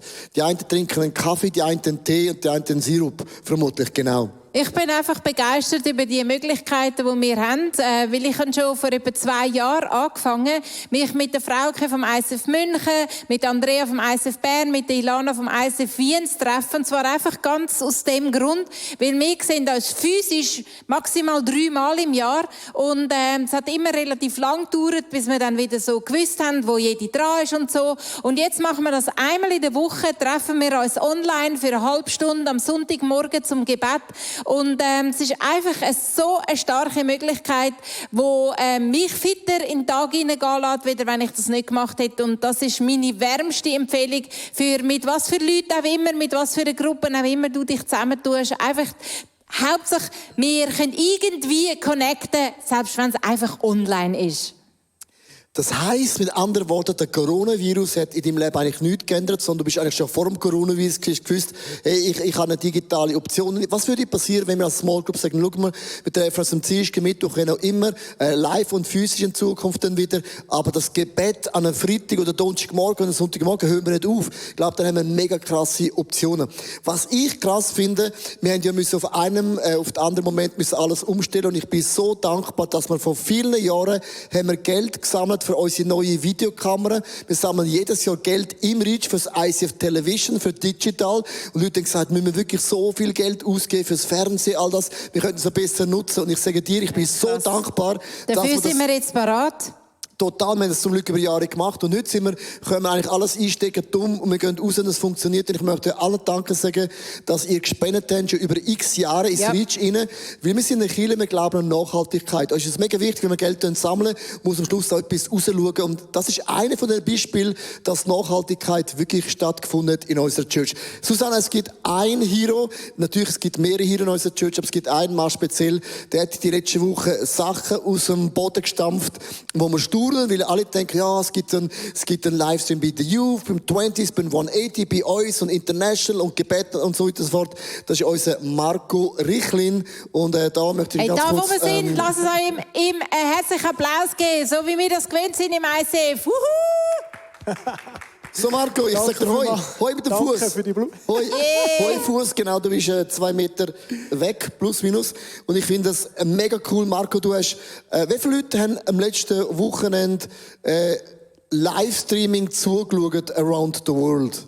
Also am Sonntagmorgen sind es über 30'000 gewesen und durch den ganzen Tag nachher 50'000. Und unter der Woche nochmal 20 über 1000 über YouTube zusätzlich. Also es ist crazy. Das sind wirklich krasse Zahlen. Und noch im Vergleich zu wo dass wir angefangen haben und wie sich das entwickelt hat, dass man so ein bisschen das Verhältnis hat. Ja, genau. Also wir haben die letzte Woche mehr gestreamt oder mehr Zuschauer gehabt als im ganzen Januar. Oder? Und wenn man nochmal zurückschaut, ein Jahr zurück sind es 700 gewesen, an einem Tag und jetzt sind es 30'000. Oder? Das ist schon irgendwie schon noch krass, oder? Die Differenz. Sehr krass. Und was ich auch sehr krass finde, ist, Marco, du bist einer, du hast das seit Jahren in deinem inneren Auge gehabt. Du bist ein Visionär, du hast irgendeine Sicht gehabt für das, weil sonst wären wir nicht da, wo wir sind. Ja, es ist vielleicht übertrieben, zu sagen, ja, ich habe das gewusst oder gesehen, aber irgendwie ich habe ein Feeling, das irgendwie sagt, ja, ich glaube, es ist gut, das zu haben, das braucht es, um flexibel zu sein. Und jetzt ist es da und man merkt plötzlich so, oh, es passt, oh, es funktioniert. Ja. Ah, ich habe noch einen Trick, wo ich da kann den PC nehmen oder dort etwas abspielen kann. Ja. Ja, Marco, ich habe von mega vielen Leuten von der Ukraine, von überall, von Amerika gerade wirklich von überall around the world, ich kann es nicht anders sagen, around the world, haben Leute gesagt, wir sind so dankbar für ICF Zürich, sie sind immer so professionell, sie sind immer ready. Und jetzt denken die Leute, ja logisch, das ist halt ICF, aber ICF ist ja nicht, was ist denn das? Ist das Logo oder was? Und es steckt aber mit Menschen dahinter wie du. Du bist letzte Woche, du hast extra Meilen gemacht, du hast Tag und Nacht geschafft, wir haben ein neues Format angefangen, The Hour of Prayer. Wir haben das wirklich aus dem Boden gestampft, wir haben kein Team gehabt, wir sind zusammengekommen, gesagt, das müssen wir machen. Dann haben wir das einfach irgendwie gemacht, wir sind 10 Minuten vorher angekommen, kein Konzept, nichts gesagt, komm, jetzt machen wir das einfach irgendwie, ein Setting angestellt. Und du hast dir wirklich dort stundenlang bis tief in der Nacht mit dem Team Gedanken gemacht, wie können wir das wirklich machen? Ja. Und jetzt sehen die Leute so ein TV-Online-Portal mit mega viel, wie so eine TV-Library und denken, das haben wir schon immer gehabt. Aber hinter dem steckt, jetzt kommt eben der Key, liebe ICF-Frauen, Männer, wir haben hunderte von Frauen, Männer, die wirklich in den Details, die sich committed haben, finanziell, Manpower, und du bist einer von denen. Ja. Marco, erzähl uns, warum hast du wieder gesagt, diese Woche, jetzt recht? Ja, es ist die Chance. Ich meine, es ist eine Chance, dass mehr Menschen dürfen Jesus kennenlernen über die Technik, die wir haben. Und wenn wir jetzt die Welle nicht nehmen, dann nimmt sie uns, oder? Und darum versuchen wir die Welle zu reiten. Es tönt so einfach, wenn ich es so sage. Es war halt schon krass gewesen, am Montagmorgen ein Notmeeting, am Dienstag sagen, okay, wir streamen, wissen noch nicht wie, am Mittwoch machen wir es von dir daheim. Also dort war die Aufnahme und es war schon eine rechte Woche gewesen. Aber insgesamt merke ich, dass Sachen in place kommen. Also es ist irgendwie fast ein bisschen Magic-mässig irgendwie aufgegangen.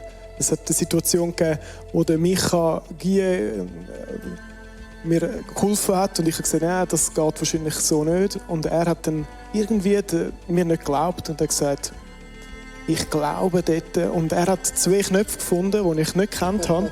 Wir haben Status Quo gehabt, haben das Gefühl gehabt, ja, das geht im Fall so nicht. Und er hat den Knopf gefunden, weil er nicht geglaubt hat. Aber im nächsten Moment hat er nicht mich hinterfragt, als ich ihn etwas gebeten habe, um etwas zu machen, sondern er hat es gemacht. Und so die richtige Spannung zwischen machen und auch hinterfragen ist mega entscheidend. Das ist ein A-Team, oder? Wenn jemand nicht nur im richtigen Moment macht und im richtigen Moment studiert. Genau. Das finde ich wie krass. Marco, es ist mega wichtig. Ich meine, das eine ist ja der Manpower, den ihr kennt. Deswegen funktioniert. Und jetzt kommt ein wichtiger Punkt. Ohne die Finanzen würde es nicht funktionieren. Weil wir vor vielen Jahren Reach angefangen haben zu machen, wo die Leute gesagt haben, für was? Und Fernsehen, Television, ohne das wären wir heute nicht an dem Punkt, dass wir überhaupt das machen können. All die Kameras, all die Technologie, ist nicht einfach so ein Stecker, Knopf, aber es funktioniert.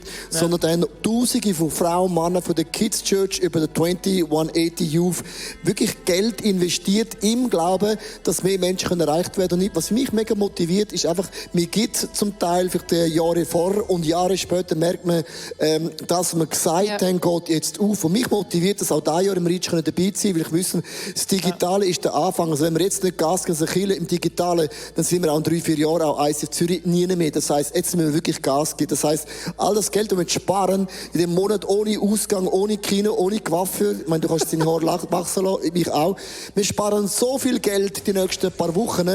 Lass uns das Geld wirklich einsetzen, ins Reach rein, damit wir auch in der Zukunft einfach können, vorne mit dabei mischen und können wirklich die Welt für Jesus auf den Kopf stellen. Das wünsche ich mir von ganzem Herzen. Marco, jetzt habe ich eine Frage. Wenn Corona, irgendwann wird das wieder zu Ende sein, ich hoffe Ende Mai, gehe ich jetzt mal davon aus, ist dann nicht deine Angst ein bisschen, dann geht wieder alles zurück, so wie es war? Ich glaube nicht. Ich glaube, ich sehe eine Zukunft, wo Leute, wenn sie in die Ferien gehen, im Auto den Stream anstellen und schauen. Sie sind im Flüger, weil es kein Problem mehr ist. Früher ist man in den Ferien vielleicht in die Kirche dort vor Ort. Das macht man heute auch immer noch natürlich, oder, wenn man am Sonntagmorgen. Aber auf dem Weg oder irgendwo dazwischen schaust du die Kirche von dir heim und bist connected, chattest, fühlst dich wieder an vor Ort. Und im Moment ist es noch zweidimensional, aber ich glaube, es wird auch dreidimensional. Also, dass man da auch... Hast du schon mal so eine virtuelle Brille aufgehabt? Eine gute. Hey, da geht die Welt auf, dann weisst wohin das... Ja. Visionär. Genau. Eins ums andere. So Darum cool. jeden Tag, jede Woche wieder das machen, was wir können. Lass uns Marco, wo immer jetzt auch du bist, einen großen Applaus geben. You're the hero. Marco, wir sagen so Tschüss. Ciao, thank you so much. Hey, und das ist für mich Kirche, wo einfach so viele verschiedene Leute ihre Talente, ihre Zeit, ihre Begabungen, ihre Finanzen reingeben und zusammen gibt es ein grosses, schönes Ganzes. Das ist einfach fantastisch. Also was können wir die nächsten paar Wochen machen, ist mir mega wichtig. Erstens, wenn du nicht im ICF Telegram-Channel bist, bitte tu dich einloggen, weil dort sind alle Informationen drin, was alles für Angebote gibt in unserer Church. Lass uns erstens in der Small Group connected bleiben in den nächsten paar Wochen. Zweitens, wir haben 24/7 Gebet. Das heisst, wir beten 40 Tage voll durch mit der Church. Das ist auch so eine Plattform, da kannst du dich einloggen. Und wir haben etwas neu entwickelt letzte Woche, das heisst der Hour of Prayer. Das ist immer am 12 bis am 1 live, wo du kannst reinchatten. Wir tun immer eine neue Gebetsform präsentieren. In der letzten Woche haben wir das Wellengebet präsentiert, Bruder Klaus Gebet und Name Gottes. Und morgen werden wir Psalm 23 mit euch durchbeten. Tu dich reinklicken. Lass wirklich beten, dass in dieser Season Menschen zum Glauben an Jesus Christus finden. Und drittens, lass uns das, was wir sparen, nutzen, um das Reich zu bringen, um eine Kirche, Brut von Jesus, schöner machen, als das war bevor dem Coronavirus. Das ist doch gut. Jesus ist stärker. Wir können, jede Krise ist auch eine Chance. Genau. Das finde ich wirklich faszinierend. Jede Krise bietet auch Möglichkeiten. Und das ist unser Gebet, egal wie die Krise dich persönlich trifft, dass du besser und stärker aus dieser Krise rauskommst, wie das du reingegangen bist. So, wir werden jetzt auf Hochdeutsch umstellen. Wir haben mega viele Kirchen aus ganz Deutschland. Ich hoffe, ihr versteht das. Wir werden ein bisschen global denken. Nächste Woche wissen wir nicht, vielleicht machen wir Schweizerdeutsch. Jetzt gehen wir mal da zur Bühne nach vorne. Die Band ist schon bereit. Heute so eine Unplugged-Version, aber die machen es saugut. Dave, meine Frage ist, was hast du für heute Abend für uns auf dem Herzen, Livestream und für alle Zürcher, Zürcherinnen und Locations? Ja, Sali zusammen und hallo miteinander. Ich freue mich natürlich, dass wir durch diese Technologie einfach die Möglichkeit haben, von zu Hause aus Gott anzubeten und trotzdem verbunden sind miteinander. Ich meine, in welcher Zeit der Welt hat es das gegeben? Das finde ich so richtig, richtig gut. Und ich wünsche mir für diese Zeit, dass wir unsere persönliche Worship-Kultur so richtig entwickeln können, denn das ist mein Ziel, mein erklärtes Ziel für unsere Church und unser Movement, dass wir wieder zusammenkommen, for real, dass wir einen Vorsprung haben, dass wir vom ersten Song an connected sind und hingegeben diesem Gott. Cool, Dave, ich freue mich auch. Also wo ich immer du bist, du kannst ja jetzt da nachher aufstehen, dich in die Worship hineinlehnen, auf dem Balkon, wo auch immer du bist. Hört dich ja niemand. Genau, wo du jetzt auch immer bist. Aber lass uns so Worship erwarten, dass Gott dir durch die Predigt, durch die Worship, durch alles heute begegnet. Es wird eine fantastische Celebration sein. I tell you, fasten your seats, ladies and gentlemen.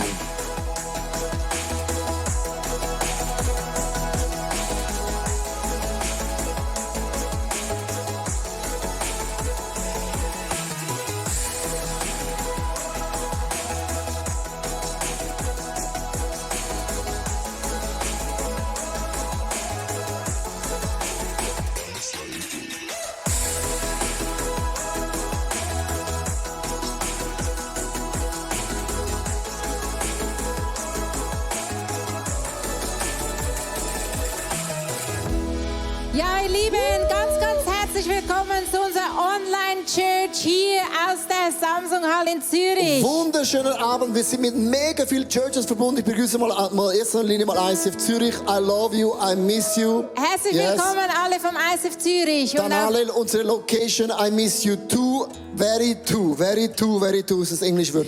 Dann haben Und wir ein noch mehr. Riesenvorrecht, dass auch andere ICFs mit uns verbunden sind. Zum Beispiel ICF Reutlingen und Locations sind schon den ganzen Tag mit uns Wow. verbunden. ICF München schon den ganzen Tag mit Wow. dabei. Und ICF Bielefeld. Herzlich willkommen auch alle Zuschauer vom ICF Bielefeld heute Abend. Lass uns raten heute Abend.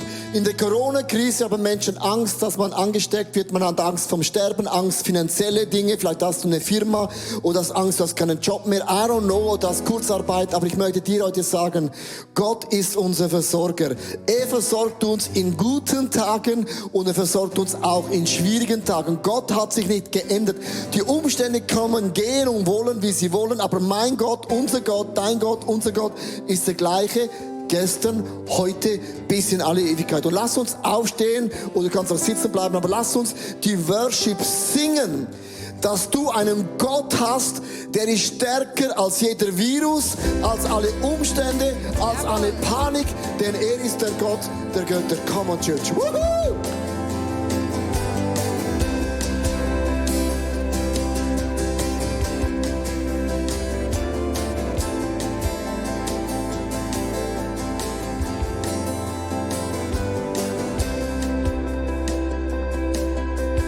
Here and now we look to you. Every heart is set on you. There's nothing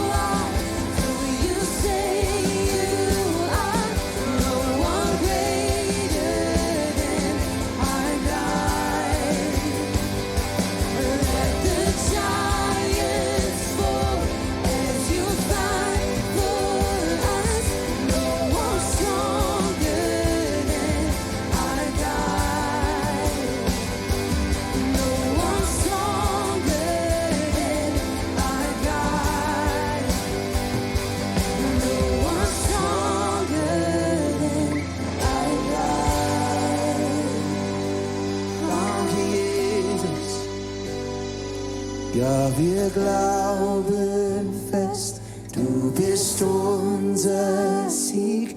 Wer ist größer als du, Gott?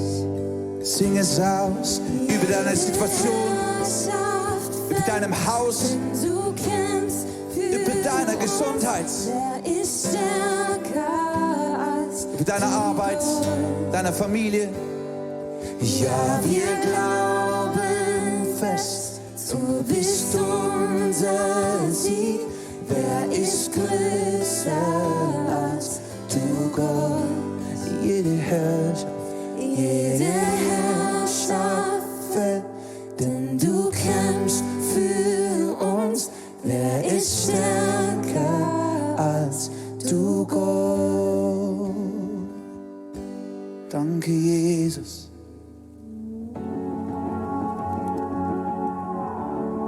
Unsere Augen sind auf dir. Wir lieben dich. Wir lieben dich, Jesus. Deine Art, wie du bist.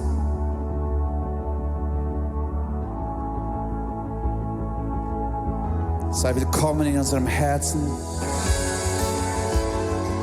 Denn da ist niemand so wie du.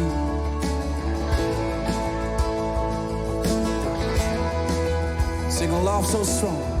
A love so strong, it tears down walls, but lifts me up whenever I fall. A grace so firm, it shields my heart, and there is shelter where you are. I've come to taste the beauty of it all, and I am overwhelmed by the power of your love. This is my Jesus, this is my Savior. There's no one like him now. Why I'm filled with wonder. I linger in his love forever. A blazing fire burning on my pride, illuminating the way to life. A voice that makes the mountains say, the whisper stirring up my faith. I've come to taste the beauty of it all, and I am overwhelmed by the power of your love. This is my Jesus, this is my Savior. There's no one like him now or ever. Wide eyed, I feel with wonder. I linger in his love. You are my closest friend. You are my closest friend. My beginning and my end. My heart is set on, my heart is set on you. Throughout the test of time, you have never left my side. Yes, I belong to you.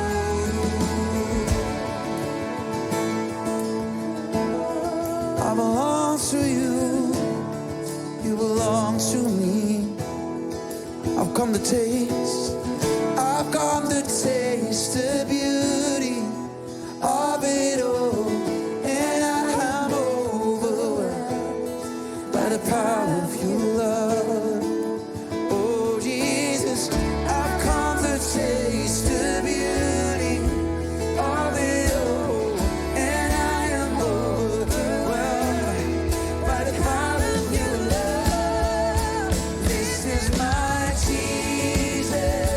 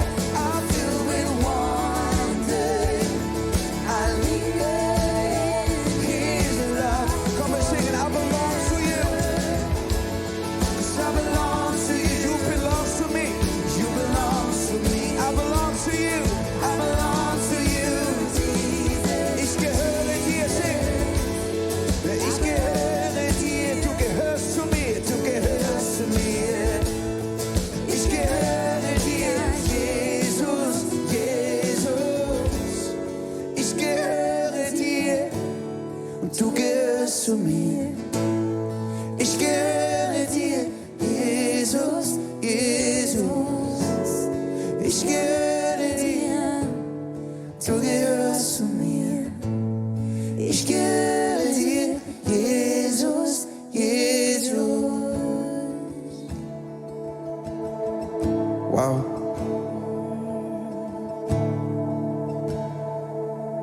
Wenn das wirklich stimmt, dass Jesus und ich zusammengehören, dann gibt es da einen Vers, der heißt, weder Tod noch Leben, Engel noch Gewalten können dich trennen von der Liebe Gottes. Kein Virus, kein Gesetz.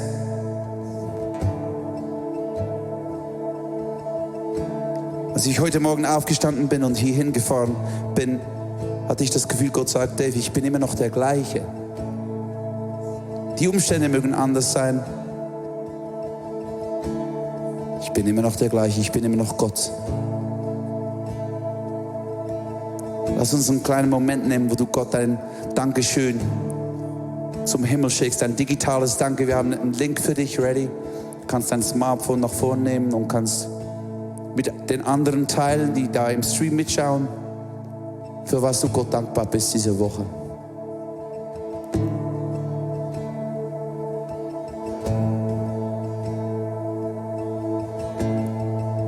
Und währenddem du das liest, dann lass diese Dankbarkeit in dein Herz zurückfließen und mach deinen Gott groß. Der Friede, der er dir ins Herz gibt, ist wie ein Druck, den du aufbaust, der dem äußeren Druck standhält. Weil die Bibel sagt, der in uns lebt, ist größer als der in der Welt lebt.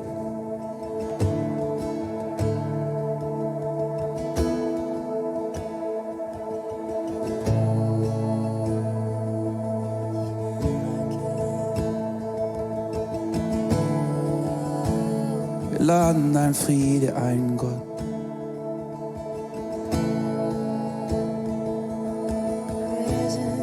Wir laden dich ein, Jesus. Geist Gottes, komm. Sing Holy Spirit, come. A simple prayer. Holy Spirit, come. And he comes like a gentle dove.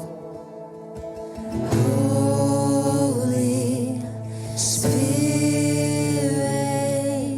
come. He rests on your shoulder, whispers into your ear. Holy Spirit, come. Don't you worry, my child. Don't you worry, my child. Holy Spirit, come. Got everything under control. Come, Holy Spirit, come.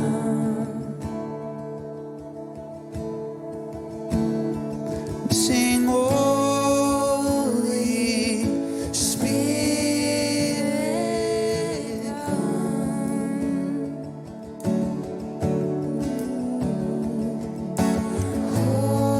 Holy Spirit, come.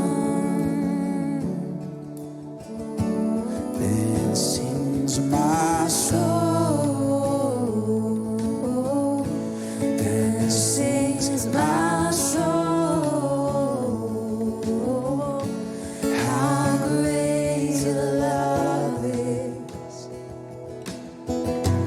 How great your love is.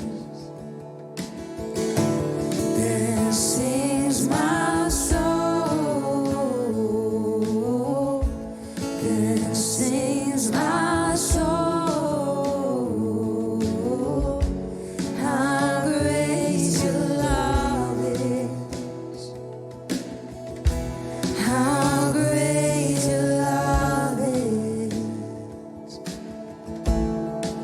Hey Church, ich finde es ein mega wichtiger Song in der Phase, wo wir sind, weil unsere Seele jetzt hat vielleicht Angst, dass man angesteckt wird. Man hat Angst, dass man stirbt. Man hat Angst, dass man den Job verliert. Man hat Angst, dass man den Urlaub nicht gehen kann im Sommer, nicht mehr Italien oder Kroatien oder was auch immer.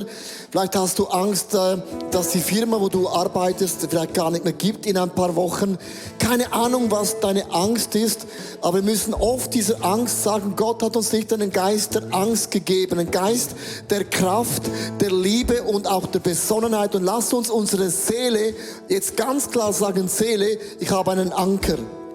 Und mein Anker ist gesetzt mit diesem Jesus Christus. Wenn ein Boot ein Anker setzt, mag es oben stürmen und das Boot mag hin und her wackeln, aber es bewegt sich nicht weg, weil es ist fixiert an diesem Anker. Und lass uns heute Abend in der Seele einen Anker setzen. In der Situation sagen, Gott, mein Anker ist gesetzt und sein Name heißt Jesus Christus. Er ist mein Heiler.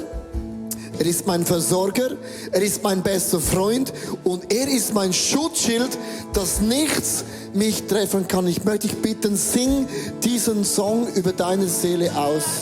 Meine Seele singen. Come on.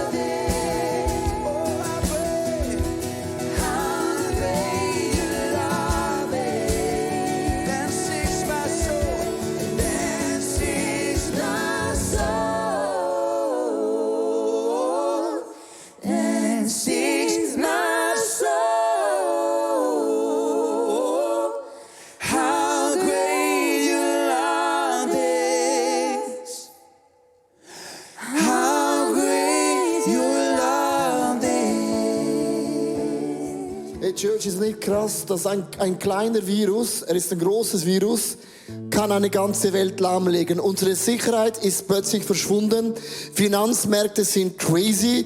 Wir können nicht mehr arbeiten, wir können nicht mehr umarmen, nicht mehr begrüßen, nicht mehr in das Kino, kein Champions League mehr. Es gibt keinen Eishockey, Schweizer Meister im Jahr 2020. Unvorstellbar, weil mein Team war Nummer 1 und ZSC hätte gewonnen. Es ist jetzt einfach so. Alles verschwindet, aber weißt du, was bleibt? Ist Jesus. Ja, Das ist die dieser Frage, Jesus bleibt. auf was haben wir unser Leben gebaut? Auf Sand oder auf diesen Felsen? Und das ist ein Moment, wenn du merkst, ich habe zu viel Sand in meinem Leben. Don't worry, be happy, denn bau jetzt auf diesen Felsen, der Jesus heißt. Denn jede Krise ist eine Chance und jede Krise löst eine Erweckung und auch eine Reformation aus. Mehr Jesus und vom anderen haben wir zu viel gehabt in den letzten Jahren. Ja, und vielleicht hast du dich jetzt in dem Moment zum ersten Mal in unsere Online-Church überhaupt eingeschaltet. Dann heißen wir dich ganz, ganz besonders herzlich willkommen. So cool bist du dabei und so cool, dass wir etwas diesem Virus entgegenzuhalten haben. Die Liebe von Gott. Ja, wenn jetzt du da live da wärst, würde ich sagen, wenn du neu da bist und du rausgehst, bekommst du ein Geschenk. Das können wir nicht sagen, aber ein Geschenk ist, du kannst uns gratis mit streamen. Das ist mega cool. Susanna, wir haben eine Reach-Kampagne. Wenn du jetzt nicht im ICF bist oder an einem ICF bist, du machst die Reach-Kampagne später. Reach bedeutet, was ist die Reach-Kampagne? Von denen habe ich schon vorgesprochen, ganz am Anfang. Was ist Reach? Reach, das bedeutet, wir haben ein Projekt, das über den Zehnten hinaus eine Kollekte ist, eine Zeit im Jahr, wo wir Geld sammeln, wo jeder persönlich Geld auf die Seite legt. Und spannenderweise haben wir ja vor ein paar Wochen angesagt und gesagt, ja, vielleicht gehst du nicht zum Coiffeur, also in dieser Zeit, oder vielleicht verzichtest du auf Auswärtsessen, vielleicht verzichtest du auf Kino. Und jetzt können wir wir gar nicht anders. Und das alles ermöglicht uns, dass wir Geld sparen können und dieses Geld auch für einen ganz bestimmten Zweck als ganze Kirche, als ganzes ICF-Movement zusammenlegen. Ja, nicht nur das, bei uns wurde der ganze Urlaub gestrichen, das heißt, wir haben plötzlich Geld, das ist da und das wollen wir nicht auf die Seite legen für die Krise, sondern jetzt möchte ich mich bewusst entscheiden, ich gebe das Reich von Gott in allererster Stelle, weil ich will das Reich von Gott größer machen als jemals zuvor, für TV, für Kambodscha, für Tel Aviv. Und heute haben wir ein Projekt, das heißt AVC. Was heißt AVC? AVC, das ist eine Firma, hätte ich bald gesagt. Nein. Also das Organisation. Genau, das Wort hat mir gefehlt. AVC ist eine Organisation, die ist tätig für verfolgte Christen. Und in dieser Organisation haben wir einen starken Partner gefunden, wo wir als ganze Church Movement sagen, hey, diese Organisation wollen wir finanziell unterstützen, weil sie vor Ort für Menschen, für Christen, die verfolgt werden, einen gigantischen Unterschied machen. Man sagt, 80% von allen Christen auf der ganzen Welt werden verfolgt. Das heißt, wenn du Österreich, Schweiz und Deutsche bist, denkst du, wirklich, das kann ja gar nicht sein. Aber wir sind auch nicht die Mehrheit, wir sind eigentlich die Minderheit in der Population. China 1,3 Milliarden Menschen, Indien 1,3 Milliarden Menschen. Das heißt, auf der Welt werden so viele Menschen verfolgt und wir haben gesagt, denen Menschen wollen wir Geld und Gebet mitschicken, damit Gott ein Wunder macht. Und wir können nicht alles machen im ICF, aber wir können etwas machen. Und das ist unser Projekt. Und es gibt in der Coronavirus eine Geschichte, habe ich bekommen. Ich möchte zu AVC was ganz Kurzes sagen. Wir geben Geld, wir sind auch schon runtergegangen. Wir beten, dass Gott da in Iran und Irak und Syrien besser gesagt ein Wunder vollbringt. Und vor ein paar Tagen ist ja der Coronavirus auch ausgebrochen in Iran. Und sie haben alle Gefängnisinsassen rausgelassen. 70.000 Menschen konnten ihr Gefängnis verlassen. Und was die wenigsten wissen, viele Christen waren eingesperrt gewesen in Irak wegen dem Glauben. Und Christen sind zu Tausenden wegen dem Coronavirus entlassen worden. Das ist ein Wunder Gottes. Das ist amazing. Das ist so krass. Und wenn wir dann Anfang April diese Reach-Kollekte digital sammeln werden, das wird das erste Mal sein in unserer ganzen Geschichte, dass wir eine Reach-Kollekte digital sammeln, dann sind wir jetzt bereit, weil wir uns vorbereitet haben und Geld gespendet haben und ein Teil wird für AVC bereit sein. Danke für dein Mittragen in den nächsten paar Wochen. So, jetzt ist auch Kollekte. Ich möchte gerade einen steilen Übergang machen. Wir sammeln ja immer Kollekte ein. Wenn du Zufall an der Kirche bist, dann denk daran, dann spende jetzt in deine Church. Du kannst deinen Computer aufstarten, zum Beispiel ICF München oder Balingen, Reutlingen eingeben, hat es immer einen Button, Spende bitte da. Wir bei uns in Zürich Location haben hier Mastercard, Visa, Paypal, Amex und Twint. Twint ist ganz neu für alle Jungen. Dir, gell? Ja, weil erst letzte Woche bekamen wir die Bewilligung für Twint und wir hatten noch keine Ahnung, dass wir Online-Church machen müssen. Und 56% der Kollekte vom letzten Weekend war Twint gewesen. Also alle liebe jungen Leute, ihr Twintler, das ist eure Chance und genau, spendet da. Und was ich mit dem auch sagen möchte, ist Folgendes. In einer Krisenzeit ist es mega wichtig, dass du nicht aufhörst, den Zehnten zu zahlen. Wieso sage ich das? Setze auch in einer Krise Gott an erster Stelle und er regelt den Rest. Und das ist Vertrauen. Ändere das nicht, das ist das Dümmste, was man theologisch, geistlich machen kann. Setze Gott noch immer an erster Stelle. Und ich bete auch für die Frauen und Männer, die sagen, ihr habt eine Firma. Ich weiß nicht, ob es weitergeht. Ich möchte dir sagen, Gott ist dennoch und trotzdem und sowieso unser Versorger, auch für ICF Zürich, auch für deine Church. Gut gebrüllt, Löwe, würde man da sagen. Hey, und wir hören dazu einen Worship-Song, weil Geben ist einfach eine Art von Worship für unseren Gott im Himmel. Vielen Dank, Bands, für das Lied. So, Dave, du kannst kommen, 2 Meter Abstand. Wenn er kommt, schau, dann gehe ich dann. 2 Meter Abstand. Wir halten uns wirklich sehr, sehr genau dran.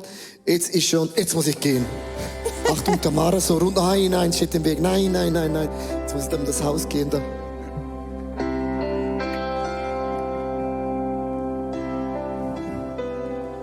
Du sagst, wo die Sonne aufgeht, du bestimmst den Lauf der Zeit, zeigt der Dunkelheit die Grenzen und du spannst den Himmel weit.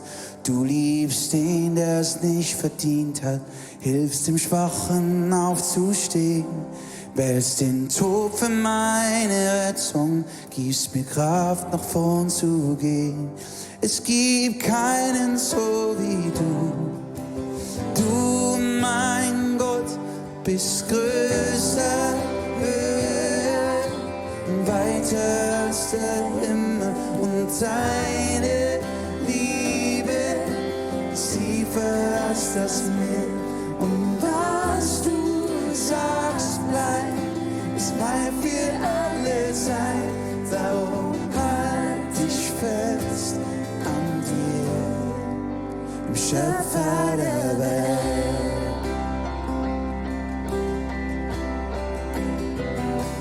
Du sagst, wo die Sonne aufgeht, du bestimmst den Lauf der Zeit, zeigst der Dunkelheit die Grenzen und du spannst den Himmel weit.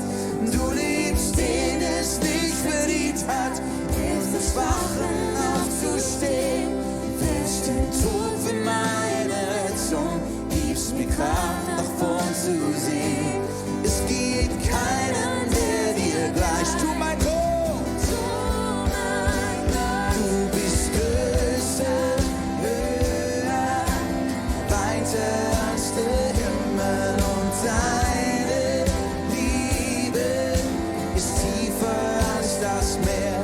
Und was du sagst, bleibt, es bleibt für alle Zeit.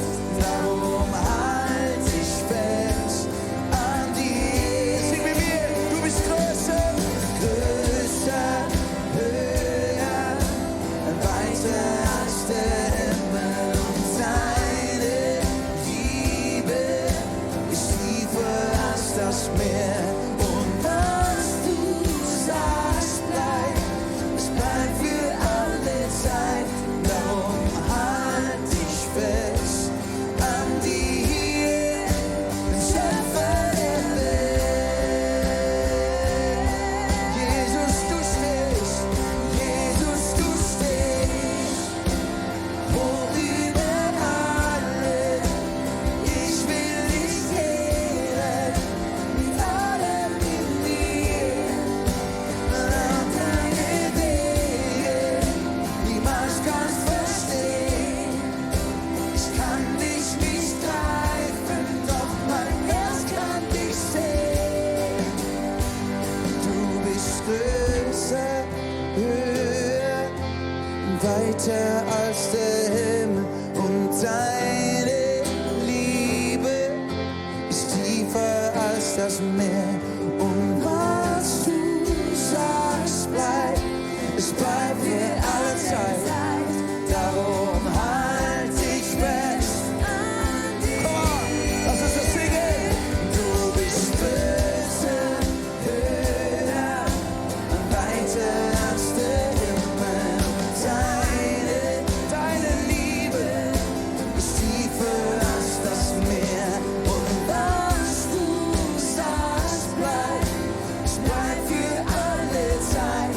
Darum halt dich fest an dir, dem Schöpfer der Welt. Oh, dem Schöpfer der Welt. Jesus, wir lieben dich.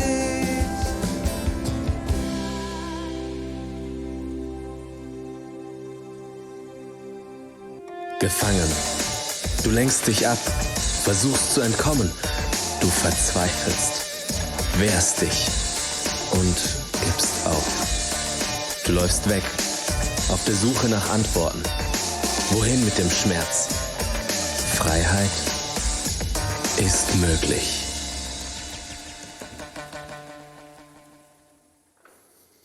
Sehr schön, dass du hier bist, heute in dieser Livestream-Message. Ich hoffe, du fühlst dich wohl dort, wo du gerade bist. Ich bin hier eingenistet in einem kleinen Häuschen und es fühlt sich genauso an, wie sich die Welt wahrscheinlich häufig anfühlt im Moment. Wir sind zu Hause. Ja, wir alle sind herausgefordert in dieser schwierigen Zeit. Die Corona-Krise greift um sich, es gibt Ängste, es gibt Nöte und wir sind viel zu Hause. Ich war, glaube ich, seit Jahren nicht mehr so oft zu Hause wie letzte Woche. Die Kinder haben Homeschool, das bedeutet, es gibt verschiedene Jobs zu Hause zu erledigen. Ich bin selber im Homeoffice sehr oft, das heißt, wir sind zu Hause. Alle, die zu Hause wohnen, sind auch da, man ist sich nahe, dort darf man wenigstens. Viele machen auch Home Training. Vielleicht hast du auch solche Videos gesehen, die jetzt kursieren von Leuten, die sich zu Hause fit halten und durch die Wohnung schwimmen mit einem wahnsinnigen Crawl-Style. Andere rennen am Ort. Wir versuchen, das Beste aus dieser Zeit zu machen, wo wir zu Hause sind. Und ich hoffe, dass diese Kirche, die du zu Hause heute erleben kannst, deinen Alltag zu Hause noch besser macht. Ich glaube, dass Jesus heute uns jedem bereits in dieser Celebration begegnet ist. Diese Corona-Zeit hat die Herausforderung, dass wir beinahe vergessen, dass bereits in 3 Wochen Ostern ist. Ja, wenn du so durch die Läden gehst, was ja heute sehr kurz und schnell und heftig geschehen muss, dann begegnet man sonst diesen Osterhasen und die sieht man jetzt eigentlich fast nie. Deshalb vergessen wir, dass Ostern eigentlich schon vor der Türe steht. Heute hier in diesem Haus drin möchte ich dich einladen an den Tisch von Jesus. Es ist die Nacht, bevor er stirbt. Es ist die Nacht, wo er sich mit seinen Jüngern trifft, um sich vorzubereiten, um mit ihnen noch einmal das Passafest zu feiern, wie das alle Juden gerade in Jerusalem tun.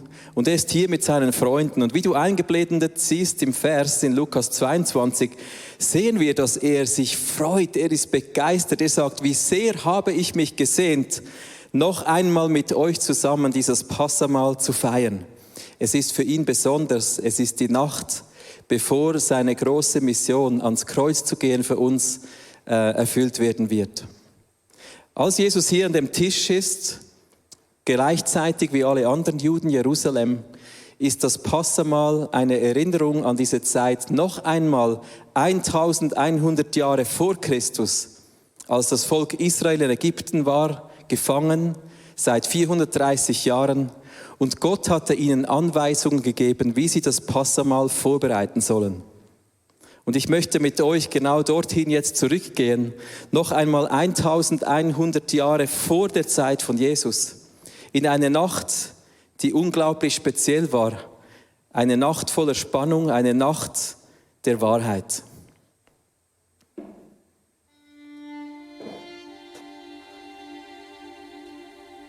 ...430 Jahre. Seit 430 Jahren leben wir als Sklaven der Ägypter. 430 Jahre Unterdrückung, Schweiß und Tränen stecken in unseren Knochen. Doch dann kam Mose.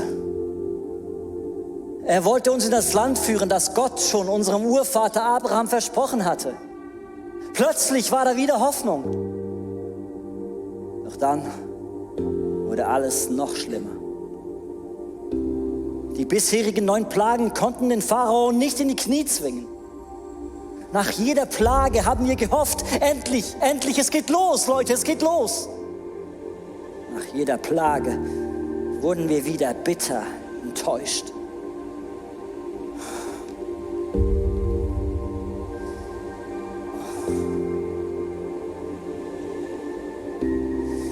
Wo bist du, Gott, in dieser Krise? Wo bist du, Gott? Und jetzt steht die 10. Plage vor der Türe. Es soll die Erstgeborenen der Ägypter treffen. Mein Ältester soll verschont bleiben, wegen dem Blut des Lammes an der Türe. Ich habe Angst, Gott, um meinen Ältesten. Aber der Auftrag von Mose, der steht ganz klar. Noch in derselben Nacht müssen sie das Fleisch über dem Feuer braten. Dazu sollen sie bittere Kräuter essen und Brot, das ohne Sauerteig gebacken ist. Ihr dürft das Fleisch nicht roh oder gekocht verzehren. Es muss über dem Feuer gebraten sein, und zwar das ganze Tier mit Kopf, Unterschenkeln und Innereien. Lasst nichts bis zum nächsten Morgen übrig, sondern verbrennt das restliche Fleisch. Beeilt euch beim Essen. Ihr sollt für die Reise angezogen sein, eure Lenden umgürten, Schuhe tragen und eure Wanderstöcke in der Hand halten. So feiert ihr das Passafest, ein Fest für mich, den Herrn. Kräuter sind da. Boah, bitter. Gut, passt ja perfekt zu meinem Gemütszustand. Brote auch da, ungesäuert. Schmecken bestimmt noch hässlicher als diese Kräuterwetten. Aber eben, wir haben keine Zeit zu verlieren. Keine Zeit für Hilfe. Alles muss schnell gehen, hat Mose gesagt. Stock in der Hand, Schuhe angezogen, Kleider an. Alles da, es kann losgehen. Bleibt die Familie. Familie, wo bleibt ihr? Los, es kann losgehen, alle zu Tisch. Essen ist fertig, wir haben keine Zeit zu verlieren. Familie, wo bleibt ihr? Kommt schon. Los, Leute, los! Was für eine unglaubliche Spannung in dieser Nacht. In all diesen Häusern in Ägypten herrscht, vor allem in den Häusern der Israeliten.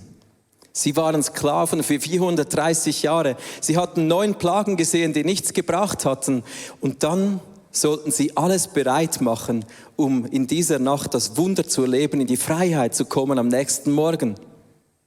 Schau, es ist unglaublich viel Spannung, denn dieser Vater weiß nicht, ob der Todesengel vielleicht doch ins Haus gelangt. Er fragt sich, wird es reichen, dass das Blut des Lammens aus meiner Türe meinen Erstgeborenen beschützen wird? Diese Spannung ist hier und es ist noch vor dem Auszug aus Ägypten. Heute, wenn wir die Geschichte lesen, wissen wir, dass es funktioniert hat, aber diese Familie hat das nicht gewusst. In dieser Corona-Zeit geht es vielleicht vielen von uns ähnlich. Wir sind zu Hause. Rundherum ist es dunkel, der Coronavirus trifft irgendwie, wen er will. Er geht herum, er geht schnell herum und wir fragen uns, wird es auch mich treffen? Wird es meine Eltern, meine Großeltern treffen? Werde ich noch mehr Geld verlieren? Wird mein Lebensweg vielleicht in sich zusammenfallen? Wird das, was ich aufgebaut habe, nicht mehr funktionieren? Werde ich meinen Job verlieren? Wird Gott mich durchtragen in dieser Zeit? Diese Zweifel, die kennen wir auch. Und vielleicht kennst du die nicht nur in dieser Corona-Zeit, sondern auch sonst aus deinem Leben. Die Juden hatten eine Herausforderung in dieser Nacht. Sie waren 430 Jahre lang Sklaven gewesen. Sie hatten 9 Plagen gesehen, die nichts gebracht hatten und sie sollten nach vorne schauen, sich bereit machen für diesen Auszug aus Ägypten. Sie sollten mit Eile dieses Essen essen und für die Wanderung gerüstet sein. Und gleichzeitig war in ihnen drin diese Erfahrung von 430 Jahren Sklavenschaft. Ihr Denken und ihr Fühlen war nicht in Übereinstimmung mit dem, was Gott ihnen aufgetragen hatte. Sehr oft fühlt sich das auch in unserem Leben so an. Wenn ich zurückdenke an Erfahrungen, dann weiß ich, auch in meinem Leben hat es sich oft so angefühlt, dass ich einiges versucht habe, vielleicht 9 Anläufe genommen habe, um von einer Sucht frei zu werden, um ein Verhalten zu ändern und ich weiß nicht, ob jetzt der 10. Anlauf noch den Erfolg bringen wird, ob Gott mit mir in die Freiheit gehen wird. Wir sind herausgefordert genau in ähnlichen Situationen. Du hast vielleicht vieles versucht. Du hast vieles dran gesetzt, um in Freiheit zu gehen, aber bis jetzt hat sich nichts verändert in deinem Leben. Die Juden hatten in dieser Nacht 2 Dinge zur Verfügung. Zum einen war es eine Verheißung, die Gott ihnen bereits vor dem Passa gegeben hatte. Ich möchte das mit euch lesen im 2. Mose. Da hatte Gott zu seinem Volk gesagt, nun werde ich den Pharao und sein Volk noch ein letztes Mal strafen. Danach wird er euch von hier wegziehen lassen. Ja, er wird euch regelrecht fortjagen. Gott hat ihnen verheißen, macht euch bereit für den Auszug aus Ägypten. Ich werde jetzt die letzte Plage senden. Ich werde euch in die Freiheit führen. Oft in unserem Leben und gerade in dieser Zeit ist es für mich persönlich so entscheidend, dass ich mich orientieren kann an Verheißungen, die Gott für mich gegeben hat. Wenn du dich einsam fühlst heute, dann erinnere dich daran, dass Gott gesagt hat, ich bin mit dir jeden Tag bis ans Ende dieser Welt. Vielleicht sitzt du allein in deinem Zuhause, es ist dir bereits das Dach auf den Kopf gefallen. Dann erinnere dich und nimm die Bibel und sprich diese Verheißungen von Gott über deine Situation aus. Wenn du krank bist, dann nimm die Verheißung von Gott, der gesagt hat, ich habe deine Krankheit auf mich geladen, in meinen Wunden bist du geheilt. Situationen, die uns herausfordern, die schreien nach Gottes Reden. Suche in dieser Zeit das Reden Gottes. Suche nach den Verheißungen, die für deine Situation ermutigend sind. Das Zweite, was das Volk Israel von Gott erhalten hatte, waren die konkreten Anweisungen. Ganz praktische Tipps und Tricks, wie sie sich bereit machen sollten für diesen Auszug aus Ägypten. Ich möchte diese Anweisungen herauspicken, und zwar hier diesen Gürtel. Er ist nämlich Ausdruck einer Haltung, die Gott von ihnen erwartet hat. Gürtet eure Lenden. In der damaligen Zeit hatten die Juden so ganz lange Röcke an. Und sie waren zu Hause mit diesen Röcken unterwegs und die Röcke haben die Füße bedeckt und die Röcke kamen bis zum Boden runter und sie konnten eigentlich fast nicht laufen so. Und wenn Jesus sagt und wenn Gott ihnen sagt, gürtet eure Lenden, dann bedeutet das, dass sie ihr Kleid hochziehen und oben um die Lenden anbinden sollten, damit sie gehen konnten, damit sie in die Freiheit laufen sollten. Ich möchte dir das kurz zeigen, wie das geht.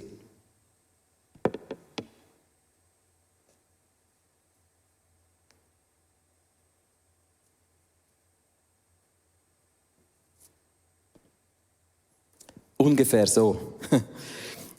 Gürtet eure Lenden bedeutet, macht euch bereit. Tragt die Schuhe.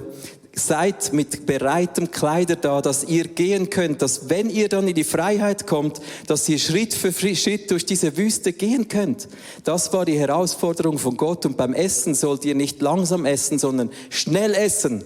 Und das ist eine gute Nachricht für all jene, die immer gern schnell essen. Das war die Nacht der Schnellesser, das Passamal. Sie sollten alles aufessen, keine Reste lassen, bereit sein zu gehen. Das Brot durfte nicht mal aufgehen, keine Hefe war drin. Es war Eile angesagt. In dieser Zeit, wo wir herausgefordert sind, gibt es auch für unser Leben zum Teil Anweisungen von Gott, wo er uns herausfordert, uns bereit zu machen für ein Wunder, das wir noch nicht gesehen haben. Gürtet eure Lenden. Es gibt im 1. Petrus genau eine solche Herausforderung an dich und mich. Petrus spricht hier zur Gemeinde von Jesus, also zu dir und zu mir, und er sagt, richtet euch daher ganz auf Jesus Christus aus, umgürtet die Lenden eurer Gesinnung, lebt so, dass ihr für sein Kommen bereit seid. Das ist genau dieselbe Herausforderung wie für das Volk Gottes. Gürte deine Lenden in einer Zeit, wo es schwierig ist, damit du bereit bist dann, wenn Jesus auftaucht, um dich in die Freiheit zu führen. Vor ein paar Wochen haben wir begonnen, hier im ICF mit der ganzen ICF-Family uns zu überlegen, wie kann jeder von uns und jede Jesus Christus ähnlicher werden in einem Bereich meines Lebens. Auf Ostern hin haben wir begonnen zu fasten und zu beten und mir kam immer wieder ein Wort in den Sinn, wo mich Gott herausgefordert hat, und das war das Wort Beweglichkeit. Ich habe das natürlich irgendwie am Anfang nicht verstanden, was will Gott mir sagen. Ich habe dann an meinen Körper natürlich gedacht und mir überlegt, ja, das stimmt, ich habe eigentlich Kraft, ich habe Ausdauer, aber beweglich bin ich nun wirklich sehr schlecht. Also viele von uns können ja den Boden berühren, das kann ich gerade so knapp. Wenn ich einen Arm ausstrecke, dann merke ich immer, oh, da bleibt so ein Winkel drin, ich kann den ja gar nicht ganz strecken. Also ich bin eigentlich eher auf der steiferen Sorte geboren. Und wenn Jesus zu mir gesprochen hat, Beweglichkeit, habe ich das so verstanden, dass ich die 40 Tage bis Ostern jeden Tag Beweglichkeitsübungen mache für meinen Körper. Ihr seht hier eingeblendet so einen Übungsmorgen und meine Jungs, die lachen mich jeweils aus. Meine Frau sowieso, die ist ja viel beweglicher, aber ich merke, wie es mir gut tut körperlich. Das Spannende jetzt daran ist, dass Gott noch viel weiter gesehen hat in meinem Leben damals vor einigen Wochen, als ich das begonnen habe. Die letzten paar Wochen und Tage mit dieser Corona-Krise, die hatten genau das von mir erfordert, nicht jetzt körperlich, sondern in meinen Gedanken, in meiner Gesinnung, dass ich meine Lenden umgürtet habe mit Beweglichkeit. Es braucht Flexibilität in dieser Zeit. Es braucht agiles Handeln und es war eine Herausforderung genau in die richtige Situation, dass ich parat bin, dass ich bereit bin, dass meine Lenden gegürtet sind für das, was Jesus in meinem Leben tun möchte, jetzt in dieser Stunde, wo es oft herausfordernd ist. Jesus möchte mich persönlich aus einer Steifheit in meinem Denken herausführen in eine Beweglichkeit, wo er mich leiten und führen kann. Er ist mein Hirte und er leitet mich. Und diese Verheißung habe ich von mehreren Leuten in den letzten Wochen erhalten. Diese Anweisung, meine Lenden zu gürten und mich führen zu lassen von Jesus. Suche in dieser Zeit Gottes Verheißung. Suche in dieser Zeit die Gegenwart Gottes, damit er dir Anweisungen geben kann, damit du dann bereit bist, wenn er auftaucht, um dich in die Freiheit zu führen. Denke nicht an deine Erfahrungen, was du bis jetzt versucht hast, sondern denke daran, dass Jesus kommen wird und dich hinausführt in die Freiheit, wie du es dir gewünscht und vorgestellt hast. Ich möchte euch jetzt wieder mitnehmen zu diesem Passamal bei Jesus. Jesus saß hier mit seinen Freunden, wie wir das vorhin schon gehabt haben, besprochen haben. Er war hier an diesem Passamal, er hat sich gefreut. Und bei jedem Passamal der Juden kommt dieser Moment, wo der Familienvater am Tisch die bitteren Kräuter zur Hand nimmt und nochmals die Bibelstelle liest, wo sein Volk, das Volk Israel, gefangen war in Ägypten. Und mit den bitteren Kräutern denken sie an die bittere Gefangenschaft, an die Zermürbung einer versklavten Art, wie sie gelebt haben. Die bitteren Kräuter im Mund erinnern an diese Zeit. Und die bitteren Kräuter, die werden jeweils mit einem Stück Brot gemeinsam getaucht im Salzwasser. Und das Salzwasser, das steht für die Tränen der Trauer, der Unterwerfung in Ägypten. Und wenn jetzt Jesus hier am Tisch sitzt und wie alle anderen Juden zu diesem Moment das Brot zusammen mit bitteren Kräutern düngt in das Salzwasser, dann denken alle genau an dieses Wunder, dass Gott ihre bitteren Tränen abgewischt hat. Bevor Jesus nun das eintaucht in das Salzwasser, da fragt einer am Tisch, Jesus, sag uns, wer ist derjenige, der uns verraten wird? Und ihr seht eingeblendet die Antwort von Jesus. Jesus antwortet, es ist der, dem ich jetzt dieses eingetauchte Brot überreichen werde. Es ist die Person, die mit der Bitterkeit in ihrem Leben nicht umgehen kann. Es ist Judas Iskariot.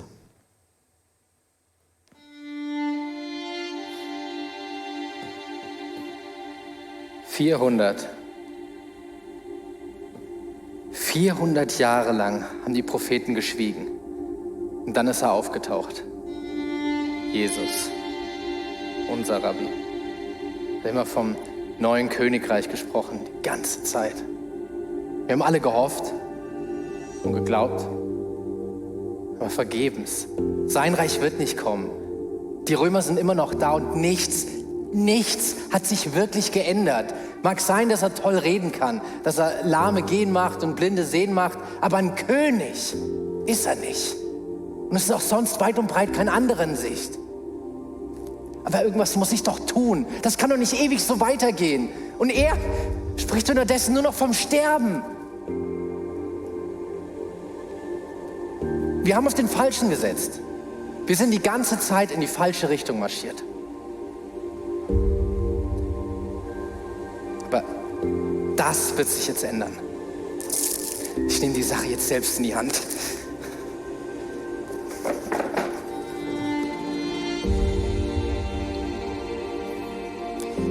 Auch Judas ist ein Kind seiner Generation der Juden.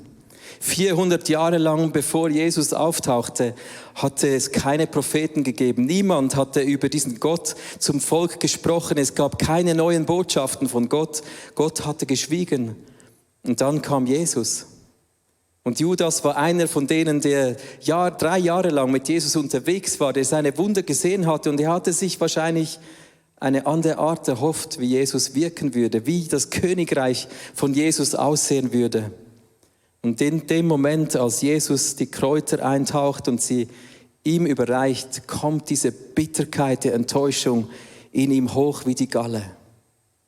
Und er verlässt diesen Tisch mit seinen Freunden, er verlässt diesen Tisch mit Jesus und geht seinem Unheil entgegen. Er verrät Jesus und wir wissen, zum Schluss hat er sich selber das Leben genommen.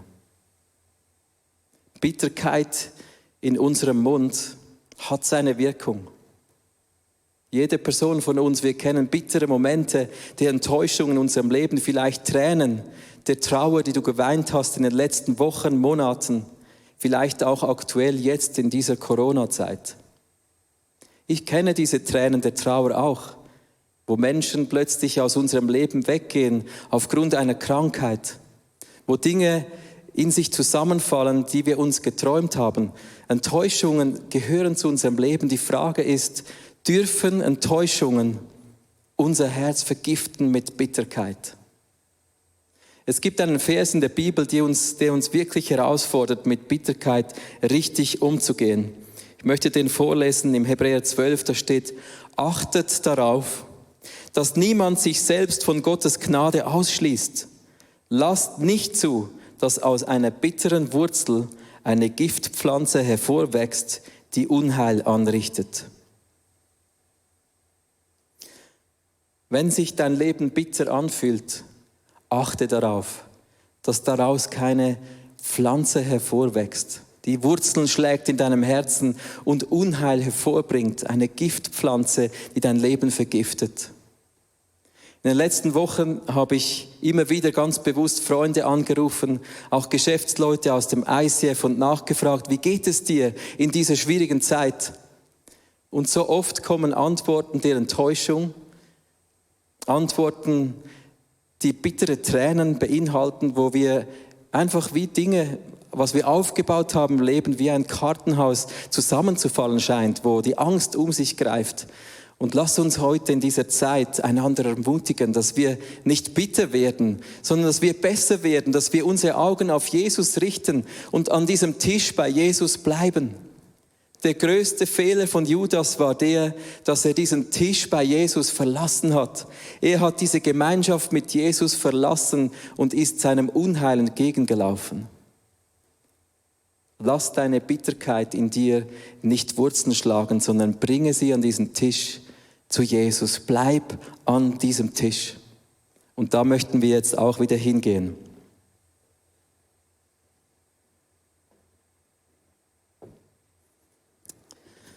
An diesem Tisch beim Passafest, da geht es so weiter, dass in jedem jüdischen Haushalt der Vater eine Tasche nimmt mit 3 Broten. Die ist so aufgebaut, dass es ein oberes, mittleres und ein unteres Brot gibt. Das sind 3 Brote. Das obere Brot steht für den Vater. Das mittlere Brot steht für den Messias, der kommen wird, um sein Volk zu befreien. Und das unterste Brot steht für den Heiligen Geist. Jesus saß jetzt hier mit seinen Freunden zusammen und wir lesen im Lukas, dann nahm er ein Brot. Er dankte Gott dafür, brach es in Stücke und gab es ihnen mit den Worten, das ist mein Leib, der für euch hingegeben wird. In jedem Haushalt nimmt der jüdische Vater das mittlere Brot und er bricht es in 2, in dieser Zeit genau immer im gleichen Ablauf beim Passamahl. Er bricht dieses Brot in 2, den einen Teil legt er zurück in diese Tasche und den anderen Teil, den wickelt er in ein Tuch ein. So, der wickelt das ein und dann versteckt er diesen gebrochenen Teil irgendwo im Haus, damit es versteckt ist und die Kinder dürfen dann zum Schluss des Passafestes dieses eingewickelte Brot suchen. Es ist wie bei uns zu Ostern, wenn die Kinder im Garten das Osternest suchen und so schließt dann das Fest ab. Die Kinder bringen dann irgendwann ganz begeistert dieses Brot wieder zurück zum Vater. Der packt es wieder aus und das ist das, was Jesus jetzt hier tut. Und er sagt, dies ist mein Leib, den ich hingeben werde für euch. Und er bricht für jede Person am Tisch, bricht er ein Stück ab und überreicht es jedem am Tisch. Wenn wir jetzt hier die Bedeutung auf Jesus übertragen, dann begeistert mich dieser Tiefgang, dann begeistert mich, jedes Detail stimmt. Das mittlere Brot steht für den Messias. Jesus nimmt das Brot und er bezieht dieses Brot auf sich. Er sagt damit, ich bin der Messias. Es ist ungesäuertes Brot, das heißt, Jesus hat keinen Fehler und keine Sünde. Das Brot wird gebrochen. Jesus starb am Kreuz. Das Brot wird eingewickelt in ein Tuch, gleich wie der Leichnam von Jesus, der weggelegt wurde für 3 Tage in ein Grab. Und nach 3 Tagen kam es wieder hervor und Jesus ist auferstanden. Die Tücher im Grab waren leer. Und Jesus sitzt jetzt hier mit seinen Jüngern und bezieht dieses Brot auf sich und sagt, dieses Brot ist mein Leib, den ich für dich hingegeben habe. Nimm und iss davon, damit du lebst. Ich möchte dir das nochmal vorlesen. Etwas später sagt Jesus Folgendes. Dieses Brot ist mein Leib, den ich hingegeben werde, damit die Menschen leben können. Willst du heute leben? Ist ein Angebot von Jesus für dich. Schau, mich begeistert es, dass wir in unserem Leben teilhaben dürfen an dem, was Jesus gemacht hat. Du kannst deine Lenden umgürten, indem du Teil wirst vom Wunder, das Jesus für dich vollbracht hat. Oft sind wir wie die Juden, es ist vor dem Auszug aus Ägypten. Es ist wie bei Jesus, es ist vor seinem Gang an das Kreuz. Und auch bei dir und mir ist es oft vom Gefühl her vor dem Durchbruch, vor dem Wunder, das wir uns erhoffen. Und Jesus sagt, sei Teil meines Wunders. Bring deine Bitterkeit, bring deine Enttäuschung, bring deine negativen Erfahrungen, deine Krankheit, auch deine Angst zu mir an diesem Tisch. Und ich gebe dir meinen Leib, der gebrochen wird. Ich nehme alles, was dich belastet, mit ans Kreuz und ich lasse es dort, damit du Leben hast, und zwar Leben in Fülle. Das ist das Angebot von Jesus. Jedes Passamal der Juden endet mit einem Halleluja-Lied, mit einem Worship-Song. Auch Jesus hat sein Passamal mit seinen Freunden so beendet. Du liest das im eingeblendeten Vers, als sie das Loblied gesungen hatten, das Hallel, verließen sie das Haus und gingen zum Ölberg. Jesus hat dort Blut geschwitzt, weil er wusste, was jetzt auf ihn zukommt.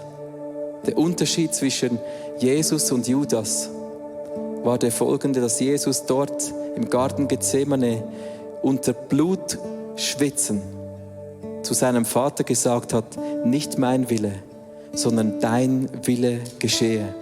Und er hat sein Leben hingegeben, damit du und ich, damit wir heute Leben haben. Wir werden auch jetzt diese Predigt beenden, indem wir genau dasselbe machen zum Schluss eines jeden Passamals. Wir werden einen Worship-Song singen, um diesen Gott anzubeten, der sich nicht zu schade ist, sein eigenes Leben zu geben, damit Hoffnung in dein Haus kommt, damit seine Gegenwart und sein Leben in dein Haus kommt. Lass uns diesen Gott anbeten und während wir anbeten, hole doch jetzt irgendwo aus der Küche oder wo auch immer du bist, einen Traubensaft, einen Schluck Wein und ein Stück Brot, damit wir nachher gemeinsam das Abendmahl feiern können. Lass uns einstimmen in diesen Song, uns bereit machen, um nachher miteinander das Abendmahl zu nehmen.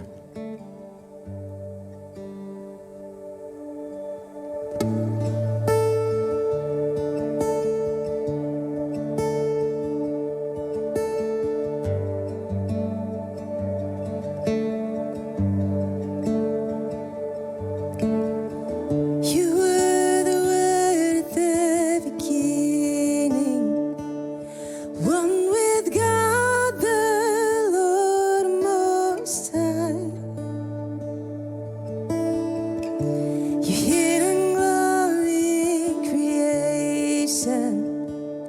now reveals it. You are Christ. What a beautiful name it is. What a beautiful name it is. The name of Jesus Christ, my King. What a beautiful name it is. Nothing compares to this. What a beautiful name it is. The name of Jesus.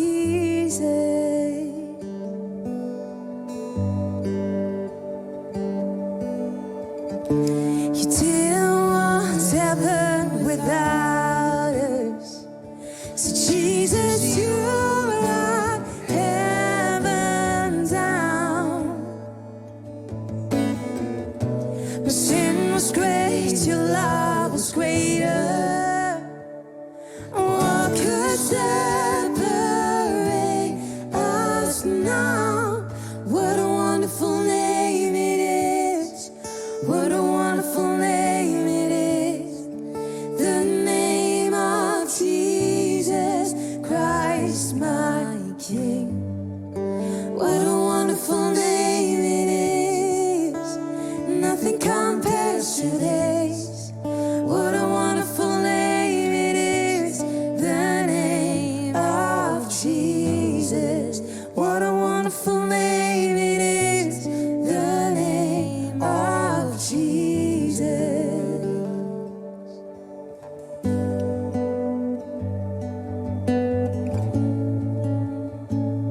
What a wonderful name.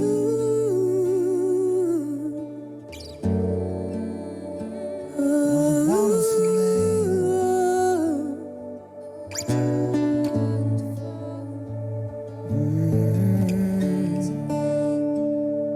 Death could not hold you. Death could not hold you. The victor before you. You silenced the boast of sin and grave. The heavens are roaring, praise of your glory. For you are raised to life again. You have no rival, you have no equal. Now and forever, God, you reign. Yours is the kingdom, yours is the glory, yours is the name above all names. What a powerful name it is. What a powerful name it is. The name of Jesus Christ, my King. What a powerful name it is. Nothing can stand against. What a powerful name it is. The name of Jesus. What a powerful name it is. The name of Jesus. What a powerful name it is. The name of Jesus.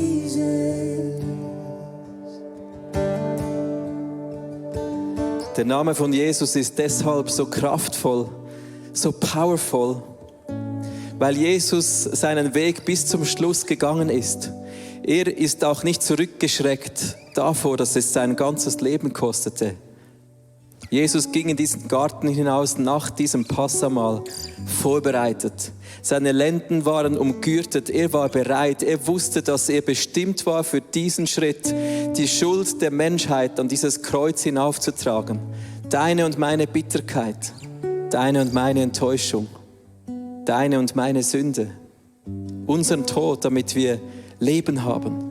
Und wenn wir jetzt in dieser Gemeinschaft das Abendmahl feiern, dann denken wir an diesen Jesus, der König war und zu deinem und meinem Diener wurde, der sich erniedrigt hat, sich quälen ließ an diesem Kreuz, damit heute, wenn wir das Abendmahl essen, Heute, wo wir in unseren Häusern sitzen, Stunde um Stunde, dass seine Gegenwart und seine Kraft uns heilt, seine Kraft uns schützt, seine Kraft uns befreit, das Reich Gottes mitten in unseren Häusern stattfinden kann. Das ist der Grund, weshalb Jesus so kraftvoll ist. Es ist heute das Angebot für dich, die Einladung. Wir dürfen dieses Abendmahl nehmen. Und ich möchte, bevor wir das tun, dich fragen, kennst du diesen Jesus persönlich?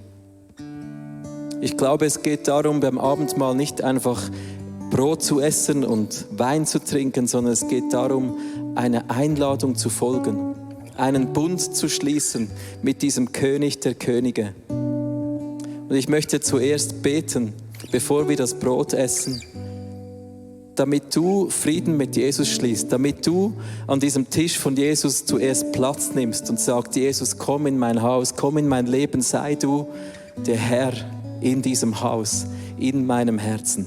Lass uns beten und du kannst das ganz simpel tun. Es geht darum, dass wir an diesem Tisch von Jesus sind und auch dort bleiben. Jesus, danke vielmal, dass du der König bist, der mir heute dient.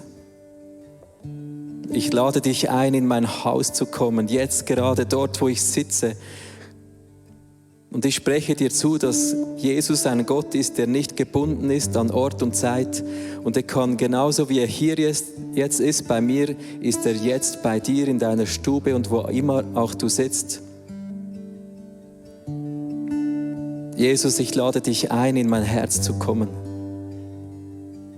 Ich nehme deine Einladung an, ein Teil von dir zu werden, deinen Leib zu essen und dein Blut zu trinken im übertragenen Sinn, Teil zu werden von dem Wunder, das du für mich vollbracht hast. Jesus, ich danke dir für dieses Angebot heute. Sei du der Herr in meinem Haus, sei du der Herr in meinem Leben. Danke für diese Möglichkeit.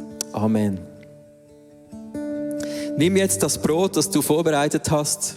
Ich lese dir nochmals diesen Vers, was Jesus über dieses Brot sagt. Er sagt, ich selbst bin dieses Brot. Stell dir das vor, er ist dieses Brot, das von Gott gekommen ist und euch das Leben gibt. Wer von diesem Brot isst, wird ewig leben. Dieses Brot ist mein Leib, den ich hingeben werde, damit die Menschen leben können. Lass uns in der Ehrfurcht vor Jesus, dass dies sein Leib ist, den er hingegeben hat. Es hat ihn alles gekostet. Lass uns das Brot in dieser Ehrfurcht und Dankbarkeit für Jesus essen.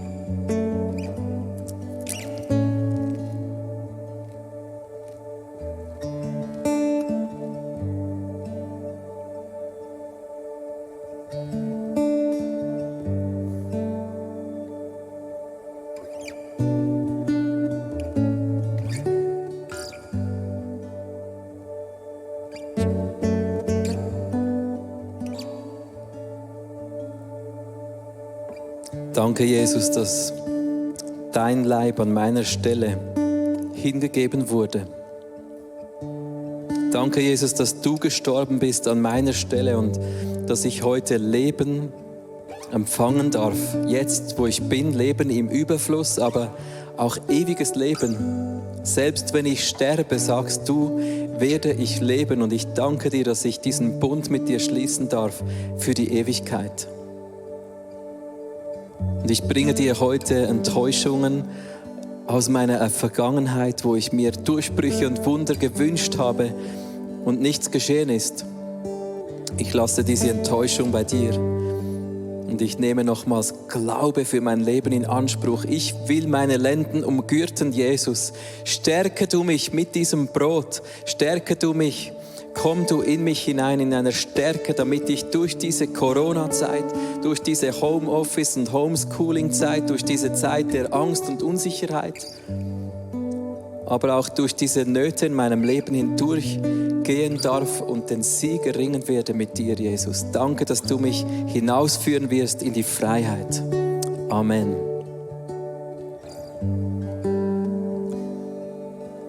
Als nächstes hat Jesus den Wein genommen und er hat dasselbe gesagt wie beim Brot. Dieser Wein, das bin ich.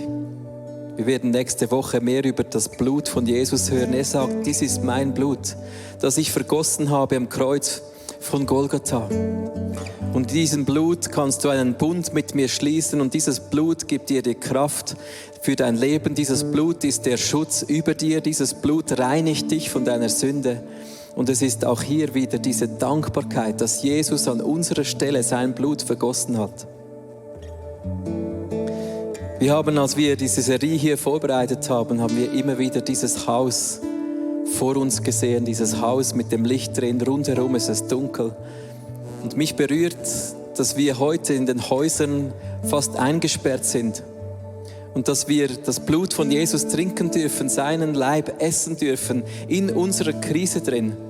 Und dass sein Licht uns erfüllt, dass sein Reich in uns Raum nimmt, dass wir, egal wo wir sind, unsere Lenden gürten dürfen, mit dieser Kräftigung, mit der Zusage, du kannst einen Bund mit Jesus schließen. Lasst uns auch dieses Blut in dieser Dankbarkeit, diesen Wein, diesen Traubensaft trinken, in der Dankbarkeit, dass Jesus sein Blut für uns vergossen hat.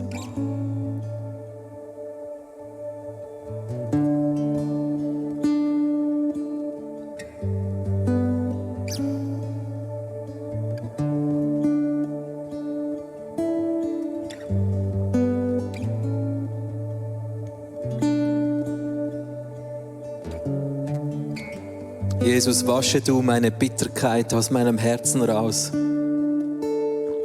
Nimm die Trauer aus meinem Leben dort, wo ich das mit mir herumschleppe. Reinige du mich zutiefst in meinem Herzen, damit diese Wurzel der Bitterkeit und Enttäuschung aus meinem Leben jetzt rausgerissen wird. Und ich gebe sie dir, Jesus, diese Bitterkeit, diese Trauer.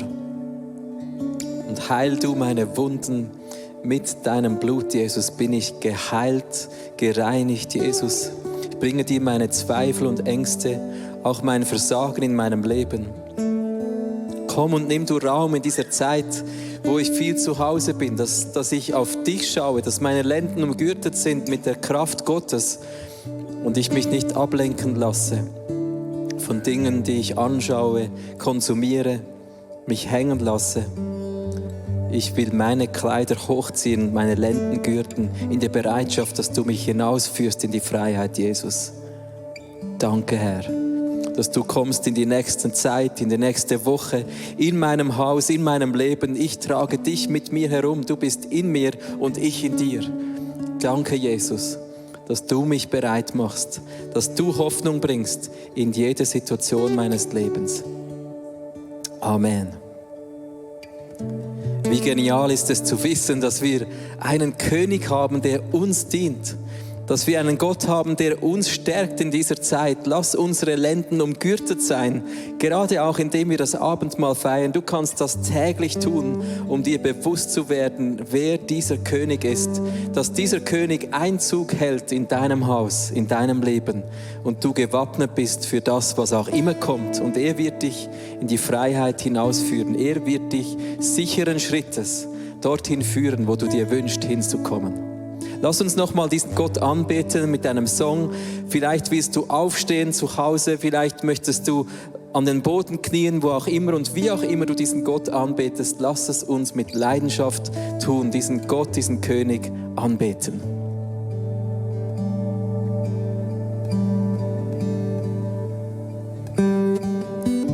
You didn't want heaven without us.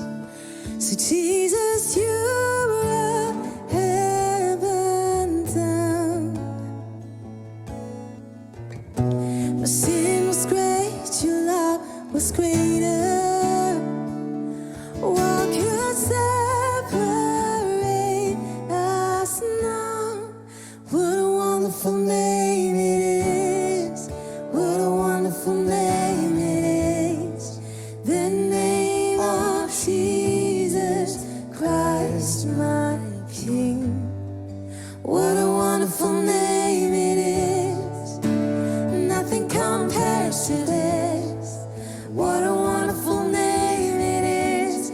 The name of Jesus.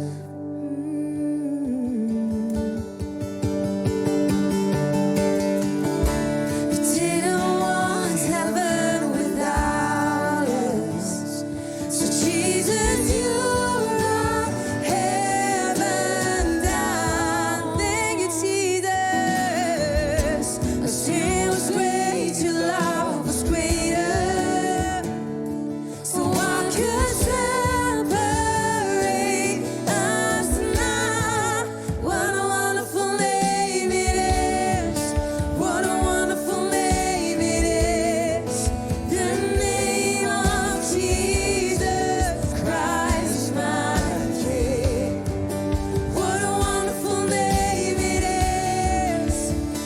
Nothing compares to this.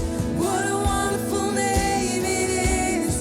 The name of Jesus. What a wonderful name it is.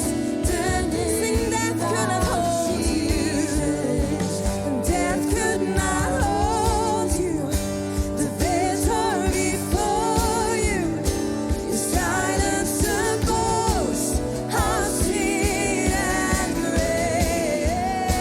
The heavens are roaring. The praise of your glory. For you are raised to life. Oh, you have no rival. You have no rival. You have no equal. And now and forever, God, yours is the kingdom. Yours is the glory. Yours is the name above all names. What a powerful name it is. What a powerful name it is. The name of Jesus Christ, my King. What a powerful name it is. Nothing can stand against. What a powerful name it is. The name of Jesus. What a powerful name it is. The name of Jesus. What a powerful name it is. The name of Jesus. Your name is powerful. So powerful are you, Lord. Yeah. So powerful are you, Lord. So powerful are you, Lord. So powerful. Not for a minute was I forsaken. The Lord is in this place. The Lord is in this place. Come, Holy Spirit, dry bones awaken. The Lord is in this place. The Lord is in this place. Not for a minute was I forsaken. The Lord is in this place. The Lord is in this place. Come, Holy Spirit, dry bones awaken. The Lord is in this place. Jesus, we need you. The Lord is in this place. So wake our spirit. Was I forsaken? The Lord is in this place. The Lord is in this place. Come, Holy Spirit, dry bones awaken. The Lord is in this place. The Lord is in this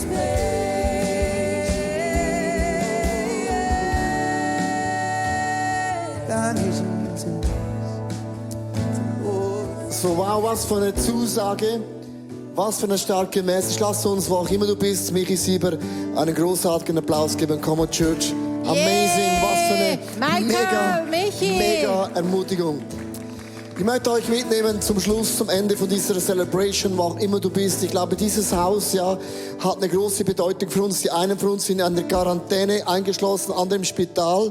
Viele machen Homeoffice, viele sind in der Schule, zu Hause. Und plötzlich ist Mutti und Papa, ist der Lehrer, die Lehrerin. Das hätte ich mir nicht vorstellen können, meine Eltern, ein Nightmare. Und ich hoffe, bei dir ist es besser. Aber ist nicht bei allem noch okay.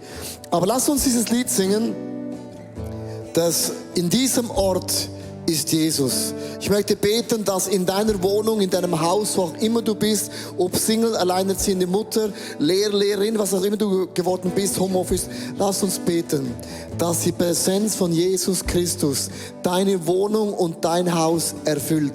Weil Jakob war auf dem Weg in eine Stadt und hat gehört, Gott wohnt hier nicht. Und in der Nacht hat er geträumt, er sah Engel in einer Leiter nach oben und runter steigen. Und nächstes Mal hat er gemerkt, Gott wohnt hier und ich habe es nicht gemerkt. Und ich möchte dir sagen, vielleicht merkst du nicht, dass in deiner Wohnung, in deiner Situation, dass Gott da ist, Gott wirkt. Und lass uns das singen prophetisch in deine Wohnung, in deine Gefühle, in deine Situation. Gott ist hier, die Gegenwart Gottes. Come on, Church. Lass uns das singen. Lass uns proklamieren. In deiner Wohnung. Wo ist Gott? Gott ist in deinem Haus. Auch in deiner Schulzimmer. Auch in deiner Gesundheit. Auch in deinen Finanzen ist dein Gott da.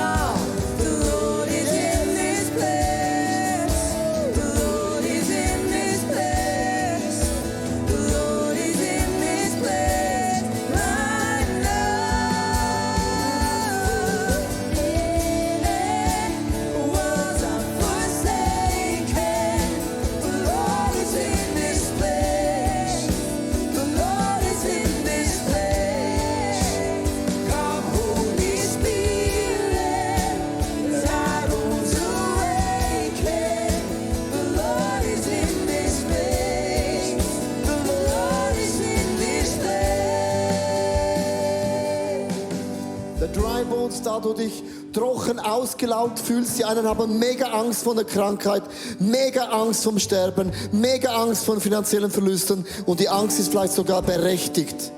Aber hör mir gut zu. Da, wo du trocken geworden bist, das Angst ist größer als Glauben.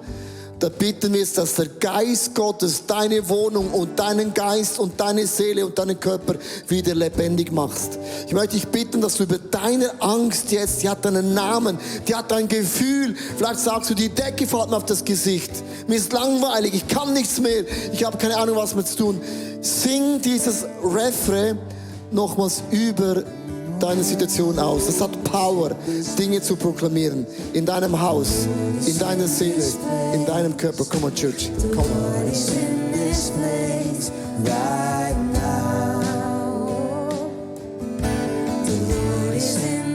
The Spirit of God is here. Peace of God is here.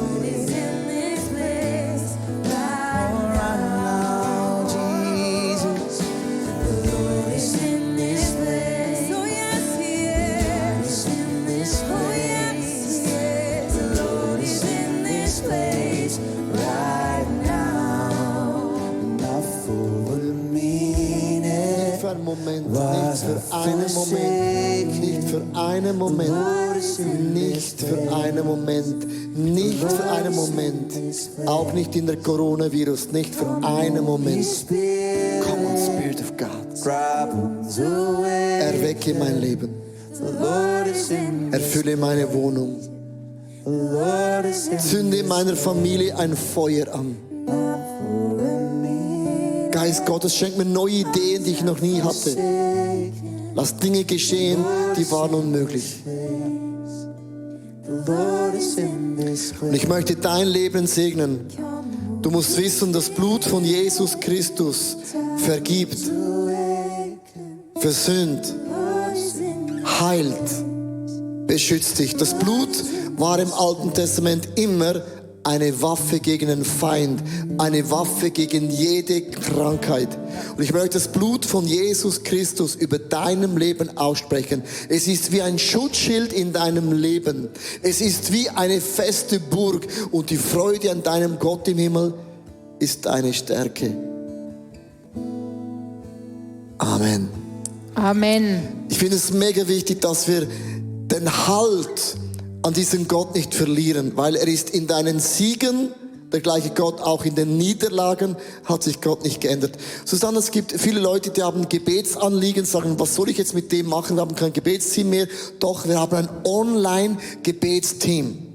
Ja, genau so ist es. Du kannst auf unserer Homepage sehen, wenn du runterscrollst bei Online, da gibt es die Möglichkeit, dass du dein persönliches Gebetsanliegen einschreiben kannst. Es sind Leute da, die das entgegennehmen und für dich persönlich beten online.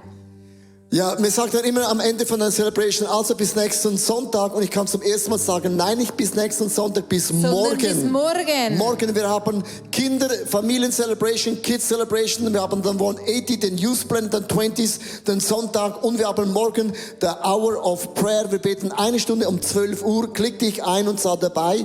Und auch online mit Small Groups und so weiter und so fort. Und ich freue mich mächtig. Nächsten Sonntag fahren wir weiter mit diesem Haus. Es geht um das Blut, das sie in den Türrahmen gestrichen haben. Es war eine ganz krasse Botschaft für das Volk von Gott, dass Gott ist größer als alle Umstände. Ich möchte zum Ende unserem Team von ICF Zürich einen speziellen Applaus geben. Wir haben heute 4 Celebrations durchgezogen.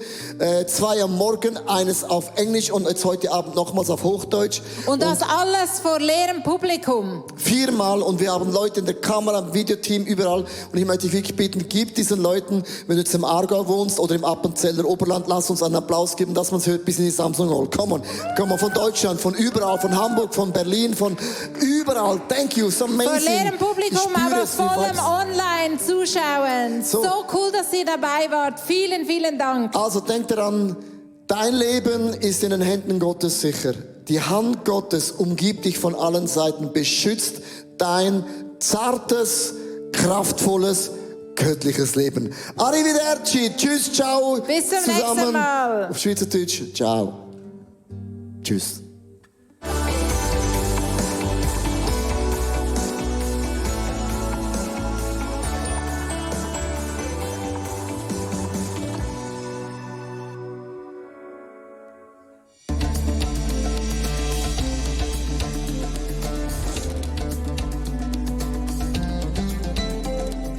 ...2011, der arabische Frühling bringt viel Hoffnung und Umbruch in die islamische Welt. Aus dem Frühling wird bald schon ein Albtraum. Es folgen böse Bürgerkriege, IS-Terror und Millionen von Menschen auf der Flucht.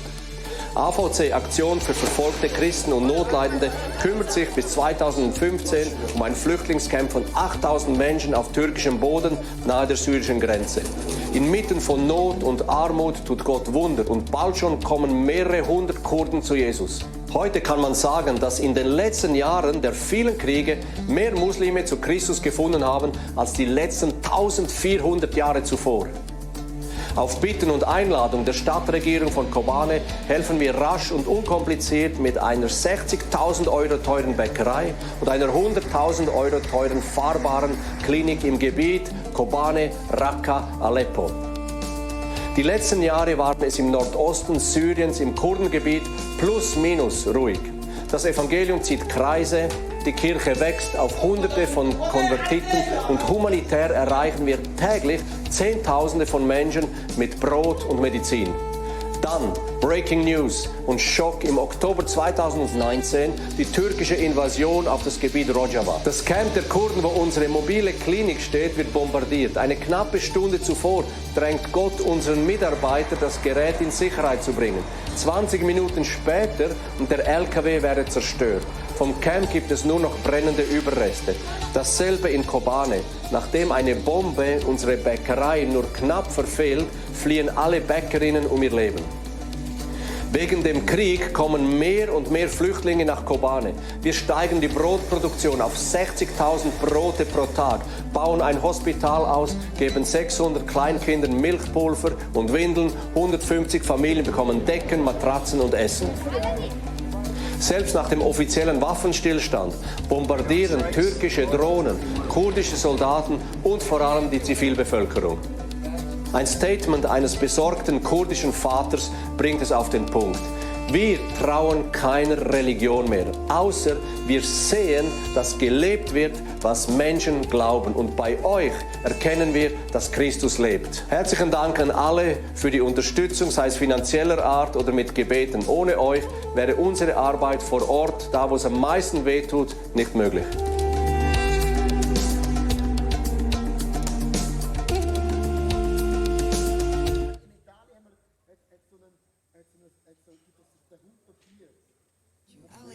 you places I don't know. And every time you're leaving home, I hate it, but I know it's not for long.